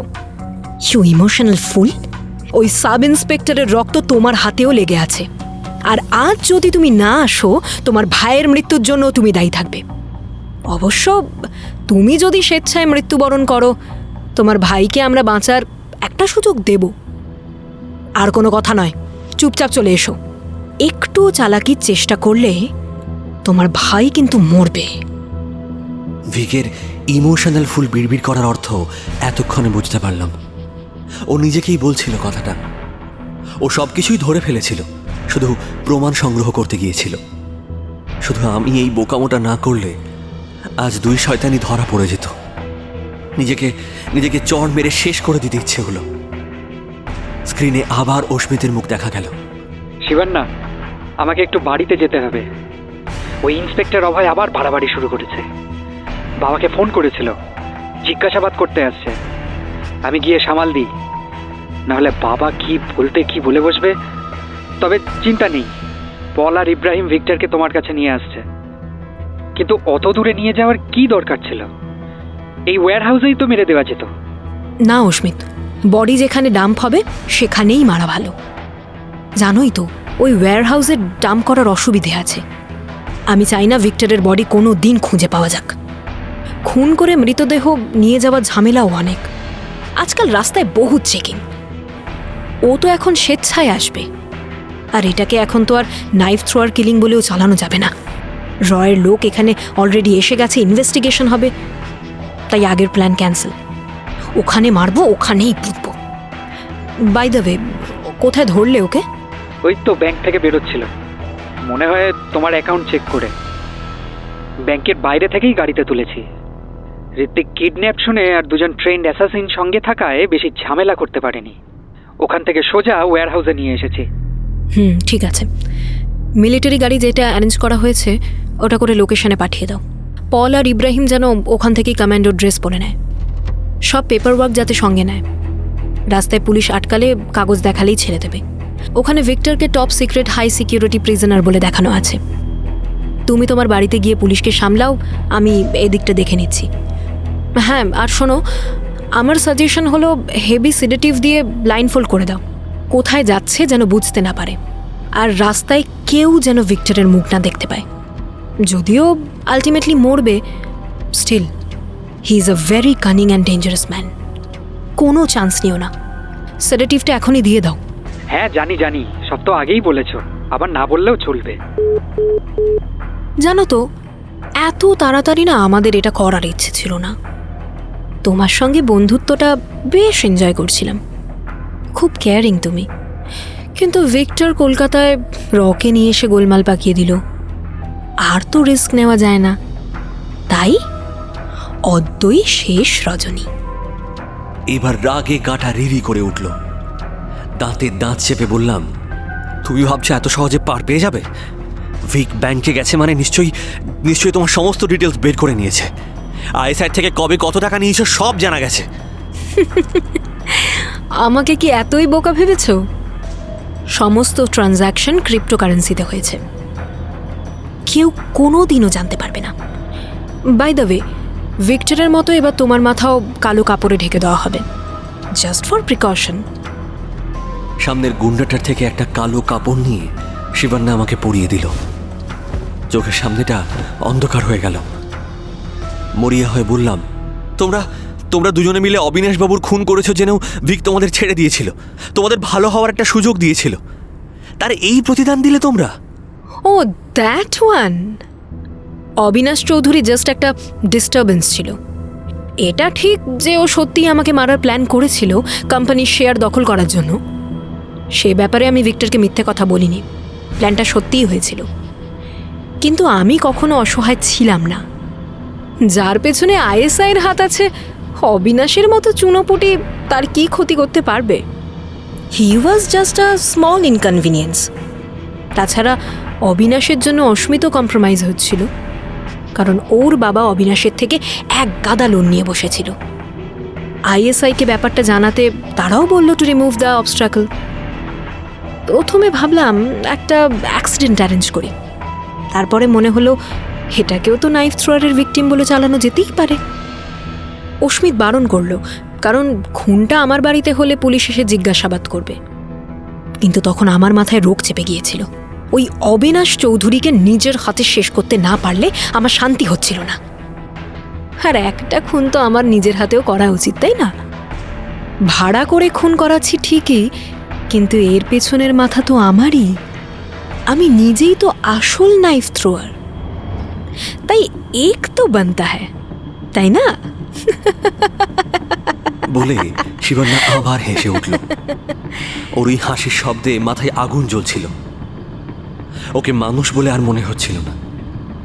একবার যদি পিস্তলটা হাতে পেতাম। ভেবেছিলাম এত নিখুঁত প্ল্যান করব যে পুলিশ ধরতে পারবে না। তখনও জানতাম না ভিক্টর চ্যাটার্জিকে। আইএসআই তখনও তৃতীয় টার্গেট দেয়নি। ভিক্টর যখন এলো তখনও তার বুদ্ধি সম্পর্কে আন্দাজ করতে পারেনি। পরে ধরা পড়ে তাই ইম্প্রোভাইজ করতে হলো, ভিকটিম সাজতে হলো ভিক্টরের কাছে। কি অদ্ভুত কোইন্সিডেন্স না? এই ঘটনার ঠিক 2 সপ্তাহ পরেই আইএসআই তৃতীয় টার্গেট হিসেবে ভিক্টরের নামই দিল। আর তারপর আরও 2 সপ্তাহ প্ল্যানিং করে মাঠে নামলাম। তবে তোমার দাদা যতই বুদ্ধিমান হোক, খুব ভালো মানুষ। এভাবে খুনিকে ধরে কেউ ছেড়ে দেয়? দেয় না তো। আমার খারাপই লাগছে ওকে মারতে, but this is business, nothing personal. আর কথা বলতে বা শুনতে ইচ্ছে করছিল না, খুব ক্লান্ত লাগছিল। হঠাৎ মায়ের মুখটা হঠাৎ মনে পড়ল। আর কি কোনো আশা নেই? ভিকের তো এত বুদ্ধি, কোনো একটা উপায় নিশ্চয়ই বার করবে। আর আমি কয়েক সেকেন্ডের জন্য পিস্তলটা হাতে পেলেই যথেষ্ট। আমার লক্ষ্য কখনো ব্যর্থ হয় না। শিবান্না যেন আমার মনের কথা বুঝতে পেরেই হঠাৎ বলল, কি ভাবছো? শেষ পর্যন্ত তোমার দাদা কোনো অভাবনীয় বুদ্ধি বের করে সিনেমার হিরোর মতো নিজেকেও তোমাকে বাঁচিয়ে নেবে? মিথ্যে আশা করো না, ওসব হবে না। ভিক্টরকে যারা নিয়ে আসছে, অর্থাৎ পল অ্যান্ড ইব্রাহিম, দুজনেই প্রফেশনাল হিটম্যান। গতকালই কায়রো থেকে কলকাতায় ল্যান্ড করেছে। ডেঞ্জারাস টার্গেট বলে আইএসআই কোনো রিস্ক নিতে চায়নি। They have send their best. সুতরাং আর কোনো আশা নেই তোমাদের। শেষ কথাটা কেটে কেটে বলল শিবান্না। উত্তর দিলাম না। আজ দিনটা কত সুন্দর ছিল। এত রোদ ঝলমলে দিনে আমার জীবনের সবচেয়ে বড় অন্ধকার নেমে এলো। কতক্ষণ এভাবে ছিলাম জানি না, সময় যেন কাটতেই চাইছিল না। হঠাৎ মনে হলো গাড়িটার গতি কমেছে। হ্যাঁ, থেমে গেল গাড়িটা। হঠাৎ হাতে একটা হ্যাচকা টান অনুভব করলাম। কোথায় নিয়ে যাচ্ছ আমাকে? হেল্প, হেল্প, কেউ আছো? হেল্প! দাঁড়াও, তোমার মাথার কাপড়টা খুলে দিই, তাহলে আর চিৎকার করবে না। মুখের সামনে থেকে কাপড়টা সরে গেল। দেখলাম একটা বিরাট কালো গেটের সামনে দাঁড়িয়ে আছি। অন্ধকার হয়ে আছে, আকাশে সন্ধ্যার শেষ আলোটুকুও দেখা যাচ্ছে। এবং সেই আকাশ ভেদ করে উঁচু টাওয়ারের মতো পাশাপাশি দাঁড়িয়ে আছে দুটো বিশাল কালো চিমনি। গেটটা একটু ফাঁক ছিল, তা দিয়েই আমাকে ভেতরে ঢোকানো হলো। বুঝলাম এটা একটা পরিত্যক্ত কারখানা। কম্পাউন্ডটা বেশ বড়, কিন্তু ভেতরে কেউ কোথাও নেই। সব জায়গায় আগাছা জন্মে আছে। মনে হলো যেন খোদ শয়তানের ডেরায় ঢুকে পড়েছি। শিবান্না চারিদিকে আঙুল দেখিয়ে বলল, যে দুজন সার্কাসের নাইফ থ্রোয়ারকে হায়ার করেছিলাম, তাদের বডি এখানেই গুম করা হয়েছে। তোমাদেরটাও এখানেই যাবে। একটা পরিত্যক্ত ওয়্যারহাউসের ভেতরে আমাকে নিয়ে এলো দুই গুন্ডা। পেছন পেছন শিবান্না নিজে। একজন গুন্ডা সুইচ টিপে একটা বাল্ব জ্বালালো। আমাকে একটা চেয়ারের সঙ্গে হাত পা বেঁধে বসিয়ে দেওয়া হলো, কিন্তু চোখ আর বাঁধল না। শিবান্না একজন গুন্ডাকে বলল, এই, পলকে একবার ফোন করতো, দেখ কত দূর আছে। এতক্ষণে তো এসে যাওয়া উচিত ছিল, আমরাও তো কলকাতা থেকেই এলাম। প্রায় সঙ্গে সঙ্গেই গুন্ডাটার ফোন বেজে উঠল। ফোন রিসিভ করে শুনে নিয়ে ও বলল, ম্যাডাম, ওরা এসে গেছে ম্যাডাম, গেটে আছে, নিয়ে আসছে এখানে। আসলে ভিক্টরের মার্ডারটাও আমরা নাইফ থ্রোয়ারের কাজ বলেই চালাবো ভেবেছিলাম। তোমার কাছে নকল হুমকির চিঠি নিয়ে আসার আসলে দুটো উদ্দেশ্য ছিল। একটা তো তুমি জানোই, আর অন্যটা হলো ভিক্টরকে আবার সরাসরি এই তদন্তে যুক্ত করা, যাতে খুনের পরে পুলিশ ভাবে যে নাইফ থ্রোয়ারকে যে একমাত্র ধরতে পারত, খুনি তাকেই নিজের রাস্তা থেকে সরিয়ে দিল। তবে এখন এসে যাওয়ায় বডি লুকোনো ছাড়া রাস্তা নেই। আইএসআইয়ের তাই নির্দেশ আছে আমাদের উপর। আমাকে এসব কেন বলছো? তুমি মজা নিচ্ছ? তুমি মানুষ? তুমি এত রাগ করছো কেন ঋত্বিক? তুমি আমার বন্ধু না? তোমাকে একটা সার্কাসের খেলা না দেখিয়ে মারি কি করে বলো তো? তোমার জন্যই তো এত প্র্যাকটিস করলাম। তুমি এত ভালো টিচার, আমাকে 2 দিনে পিস্তল চালানো শিখিয়ে দিলে। তবে পিস্তল না, আমি তোমাকে ছুরির খেলা দেখাবো। আতঙ্কে আমার হাত পা ঠান্ডা হয়ে গেল।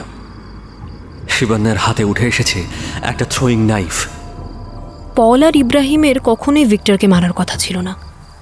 ওদের কাজ ছিল শুধু ওকে আমার কাছে অসহায় অবস্থায় নিয়ে আসা। আগেই তো তোমাকে বললাম যে আগের খুনগুলো অন্য লোকের হাতে হলেও I am the original knife thrower. একটা খুন যখন নিজের হাতে করেছি, আরেকটা করতে অসুবিধাটা কোথায়? মিথ্যে বলবো না, there is a thrill in it. তবে এবার কোনো ট্রিক নয়, একেবারে প্রপারলি থ্রোয়িং নাইফ যেভাবে ইউজ করে সেভাবেই করব। সঙ্গে সঙ্গেই ওয়্যারহাউসের দরজা ঠেলে ঢুকলো কালো কমান্ডোর পোশাক পরা দুজন। দুজনেরই মুখ কালো কাপড়ে ঢাকা, শুধু চোখের কাছটা একটু খোলা। দুজনে মিলে টানতে টানতে নিয়ে আসছে ভিককে। ওকে দেখে মনে হচ্ছে শরীরে আর কোনো ক্ষমতাই নেই, কোনো রকমে চলছে। ওর পরনে তখনও সকালে পরা সেই সাদা শার্ট আর কালো ট্রাউজার। ওর মুখ কালো কাপড়ে বাঁধা, একটু আগে আমার যেরকম বাঁধা ছিল। দুজনে মিলে ধরে ভিককে হাঁটু গেড়ে বসিয়ে দিল আমার আর শিবান্না থেকে প্রায় 10 ফুট দূরে। আমি কাতরভাবে জিজ্ঞেস করলাম, ভিক, ভিক আমি এখানে, আমার কথা শুনতে পাচ্ছ ভিক? ভিক কিছু শুনতে পেল বলে মনে হলো না, শুধু শুধু একটু নড়ল। আর সেই মুহূর্তে এসে গেল আমার জীবনের সবচেয়ে ভয়ঙ্কর মুহূর্ত। শিবান্নার হাত থেকে থ্রোয়িং নাইফটা ছিটকে বেরিয়ে বিঁধল ভিকের বুকে। বলে চিৎকার করে উঠলাম। চোখের সামনে দেখতে পেলাম ভিকের সাদা শার্ট ভিজে যাচ্ছে রক্তে, আর দেহটা কাঁপতে শুরু করেছে থরথর করে। আমি পাগলের মতো বিলাপ করতে লাগলাম, আর আমার বিলাপকেও ছাপিয়ে গেল শিবান্নার শয়তানের মতো ক্রূর হাসি।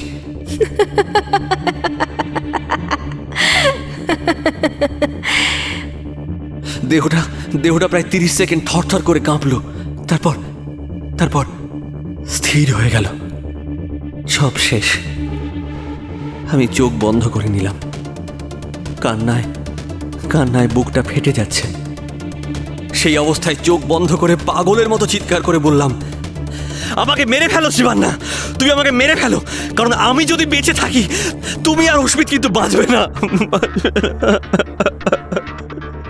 মরার খুব তাড়া দেখছি তোমার। বেশ, তবে তাই হোক। শিবান্নার কর্কশ গলা শুনতে পেলাম।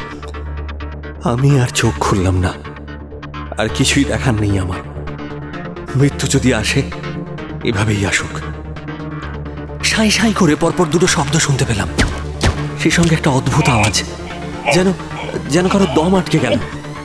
আর তারপরেই চাপা গোঙানি। শিবান্নার মুখ থেকে যেন একটা চাপা আর্তনাদের মতো শব্দ বেরিয়ে এলো। মনে হলো আমার খুব কাছে এসে কেউ দাঁড়িয়েছে। আর তারপরেই চিরপরিচিত একটা গলা শুনতে পেলাম, যেটা আর কোনো দিনও শুনতে পাবো না ভেবেছিলাম।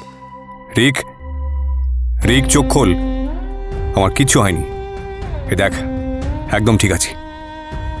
অবাক হয়ে চোখ খুলে দেখি কমান্ডোর পোশাকধারী দুজনের একজন এসে আমার কাছে দাঁড়িয়েছে।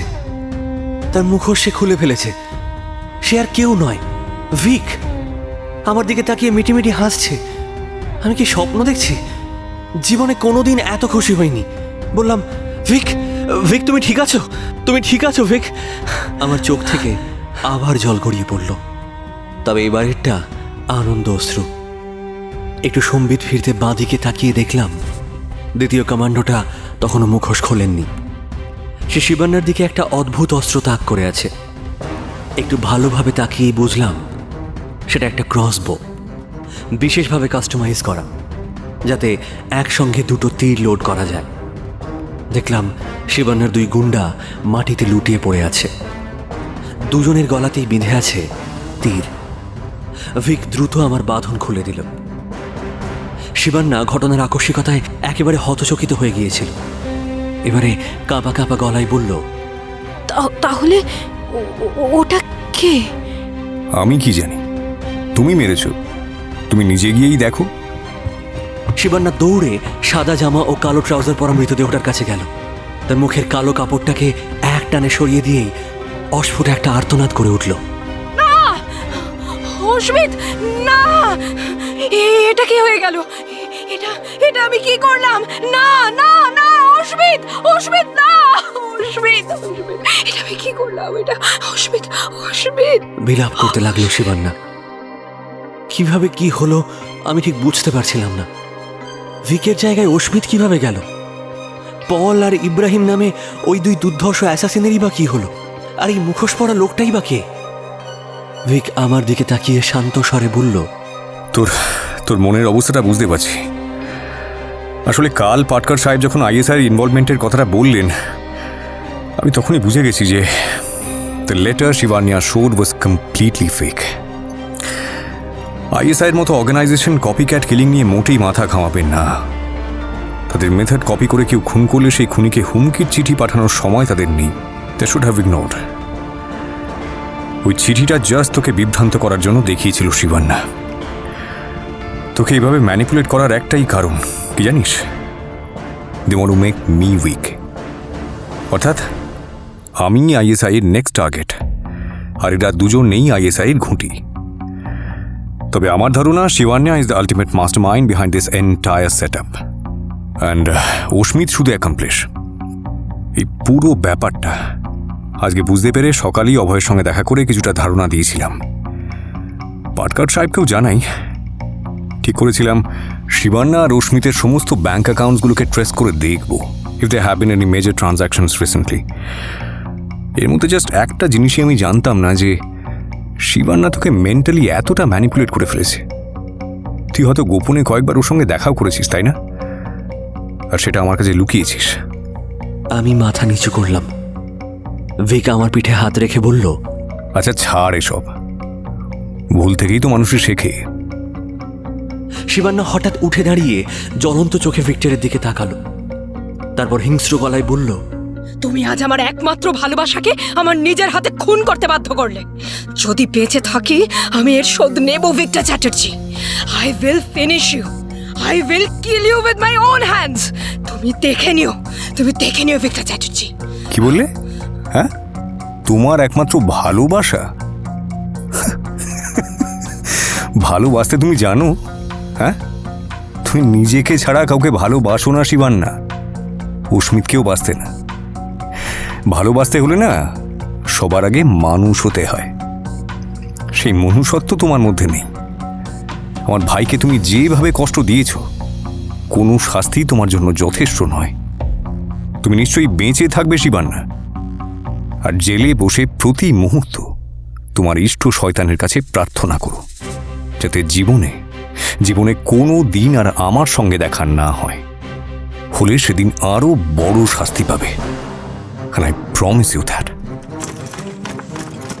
সেই মুহূর্তে ঘরে পিল পিল করে ঢুকে পড়ল পুলিশের একটা টিম এবং তার সঙ্গে আরও কিছু বন্দুকধারী লোক। অভয় আর মিস্টার পাটকারকেও দেখতে পেলাম। ওরা কিছুক্ষণের মধ্যেই মেঝেতে পড়ে থাকা 3টে মৃতদেহ তুলে নিয়ে চলে গেল। অভয় শিবান্নাকে গ্রেফতার করে নিয়ে গেল। ওর আস্ফালন তখনও বন্ধ হয়নি। নিষ্ফল আক্রোশে ও বারবার চিৎকার করতে করতে গেল, I will kill you, Victor! I will finish you! I will kill you! রয়ে গেলাম শুধু ভিক, পাটকার আর সেই অজ্ঞাত মুখোশধারী ব্যক্তি। আমি ততক্ষণ একটু ধাতস্থ হয়েছিলাম। ভিককে জিজ্ঞেস করলাম, কিন্তু আমি তো ভেবেছিলাম সব আশা শেষ, সেখান থেকে এই অসাধ্য সাধন হলো কি করে? ভিক হালকা হেসে বলল, সেটা আমার না, আমার এই বন্ধুর কৃতিত্ব। ভিক মুখোশধারীর দিকে নির্দেশ করল। কাল পাটকার সাহেবের কাছে ওনার কথাই বলছিলাম। আসলে যখন বুঝলাম যে আইএসআই এর নেক্সট টার্গেট আমি, এটাও বুঝলাম যে আমার একার দ্বারা এই আক্রমণ প্রতিহত করা নট পসিবল। আজ সকাল থেকেই উনি গোপনে আমাকে কাভার করছিলেন। আগে থেকেই বলে রেখেছিলাম যে আমি ইশারা না করা অবধি উনি যেন অ্যাটাক না করেন। অস্মিত ফোন রাখার পর আমার ইশারা পেয়েই ওর ক্রসবো নিখুঁত নিশানায় পল আর ইব্রাহিম 1 সেকেন্ডের মধ্যে eliminated, and that to the Kolkata warehouse. অস্মিতের গলায় ক্রসবো তাক করতেই ও গড় গড় করে জায়গার নাম বলে দিল। শিবান্না ভিডিও কলে আমার পোশাক দেখেছিল, তাই পোশাক বদলে অস্মিতকে আমার পোশাক পরিয়ে দিয়ে এখানে নিয়ে এলাম। আমাদের পেছনে ছিল র আর পুলিশের টিম। আর মিশন ওয়াজ ভেরি ক্লিয়ার, আগে কোনোভাবে শিবান্নার হাত থেকে তোকে উদ্ধার করা, দেন দুজনকেই গ্রেপ্তার করে নিয়ে যাওয়া। তবে অস্মিত এইভাবে মারা যাক আমি সত্যিকারে চাইনি। শিবান্না আমাকে লিটারালি কোনো সময়ই দিল না, ঘরে ঢোকার সঙ্গে সঙ্গে ছুরিটা ছুড়ে দিল। দুজনকে পেলাম না বটে, তবে একজনই যথেষ্ট। শিবান্নাকে আজই দিল্লি নিয়ে যাওয়া হবে ইন্টারোগেট করার জন্য।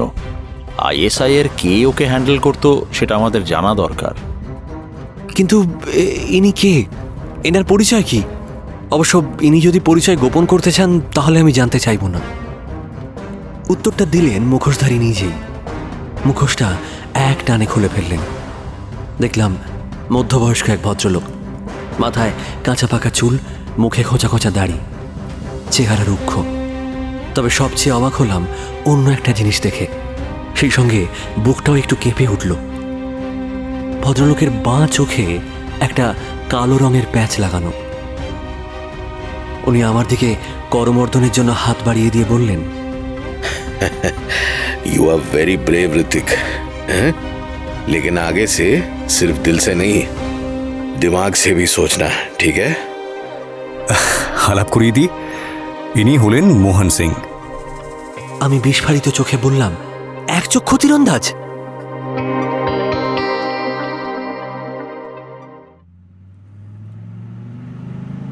ভিকের সঙ্গে গাড়িতে ফেরার সময় একটা কথাও বলতে ইচ্ছে করছিল না। আমাকে নিয়ে যাওয়া হয়েছিল বর্ধমানের কাছে কোনো একটা জায়গায়। বাড়ি ফিরতে রাত হবে বুঝতে পারলাম। ভিক একবার জিজ্ঞেস করল, কিরে, এই খিদে পেয়েছে? কিছু খাবি? আমি মাথা নেড়ে না বললাম। সবই তো ঠিক আছে, কিন্তু কেন জানি না মনটা তবু ভালো লাগছিল না। এক দৃষ্টে বাইরের দিকে তাকিয়ে রইলাম। আবহাওয়াটা আর সকালের মতন সুন্দর নেই, কেমন মেঘলা করেছে। কলকাতায় গাড়ি ঢোকার আগেই ঝমঝমিয়ে বৃষ্টি নামল।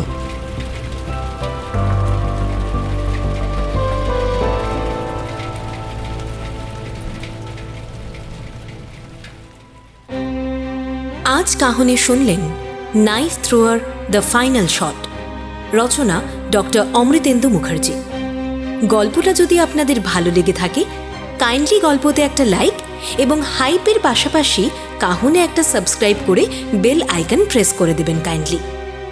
ভিক্টরের চরিত্রে শুভজিৎ, গল্প পাঠে ও অন্যান্য চরিত্রে অর্ণব, কৃষ্ণময়, নীল, কৌরক, সুমন্ত, সিদ্ধার্থ, অভিষেক, সৌরভ, ইন্দ্রনীল, সুভাষ এবং আমি অলিভিয়া। একটি বিশেষ ভূমিকায় ছিলেন দীপদা। ভিক্টর চ্যাটার্জির থিম শুভব্রত, প্রচ্ছদ ঋদ্ধিরাজ পালিত, আবহ ও সমগ্র পরিচালনা আরজে অর্ণব। গল্পটা কেমন লাগলো অবশ্যই কমেন্ট করে জানাবেন, কিন্তু আপনাদের ফিডব্যাকের অপেক্ষায় থাকবো আমরা। আগামী সপ্তাহে আরও একটি দুর্দান্ত গল্প নিয়ে ফিরবে কাহন। সাহিত্য দীর্ঘজীবী হোক।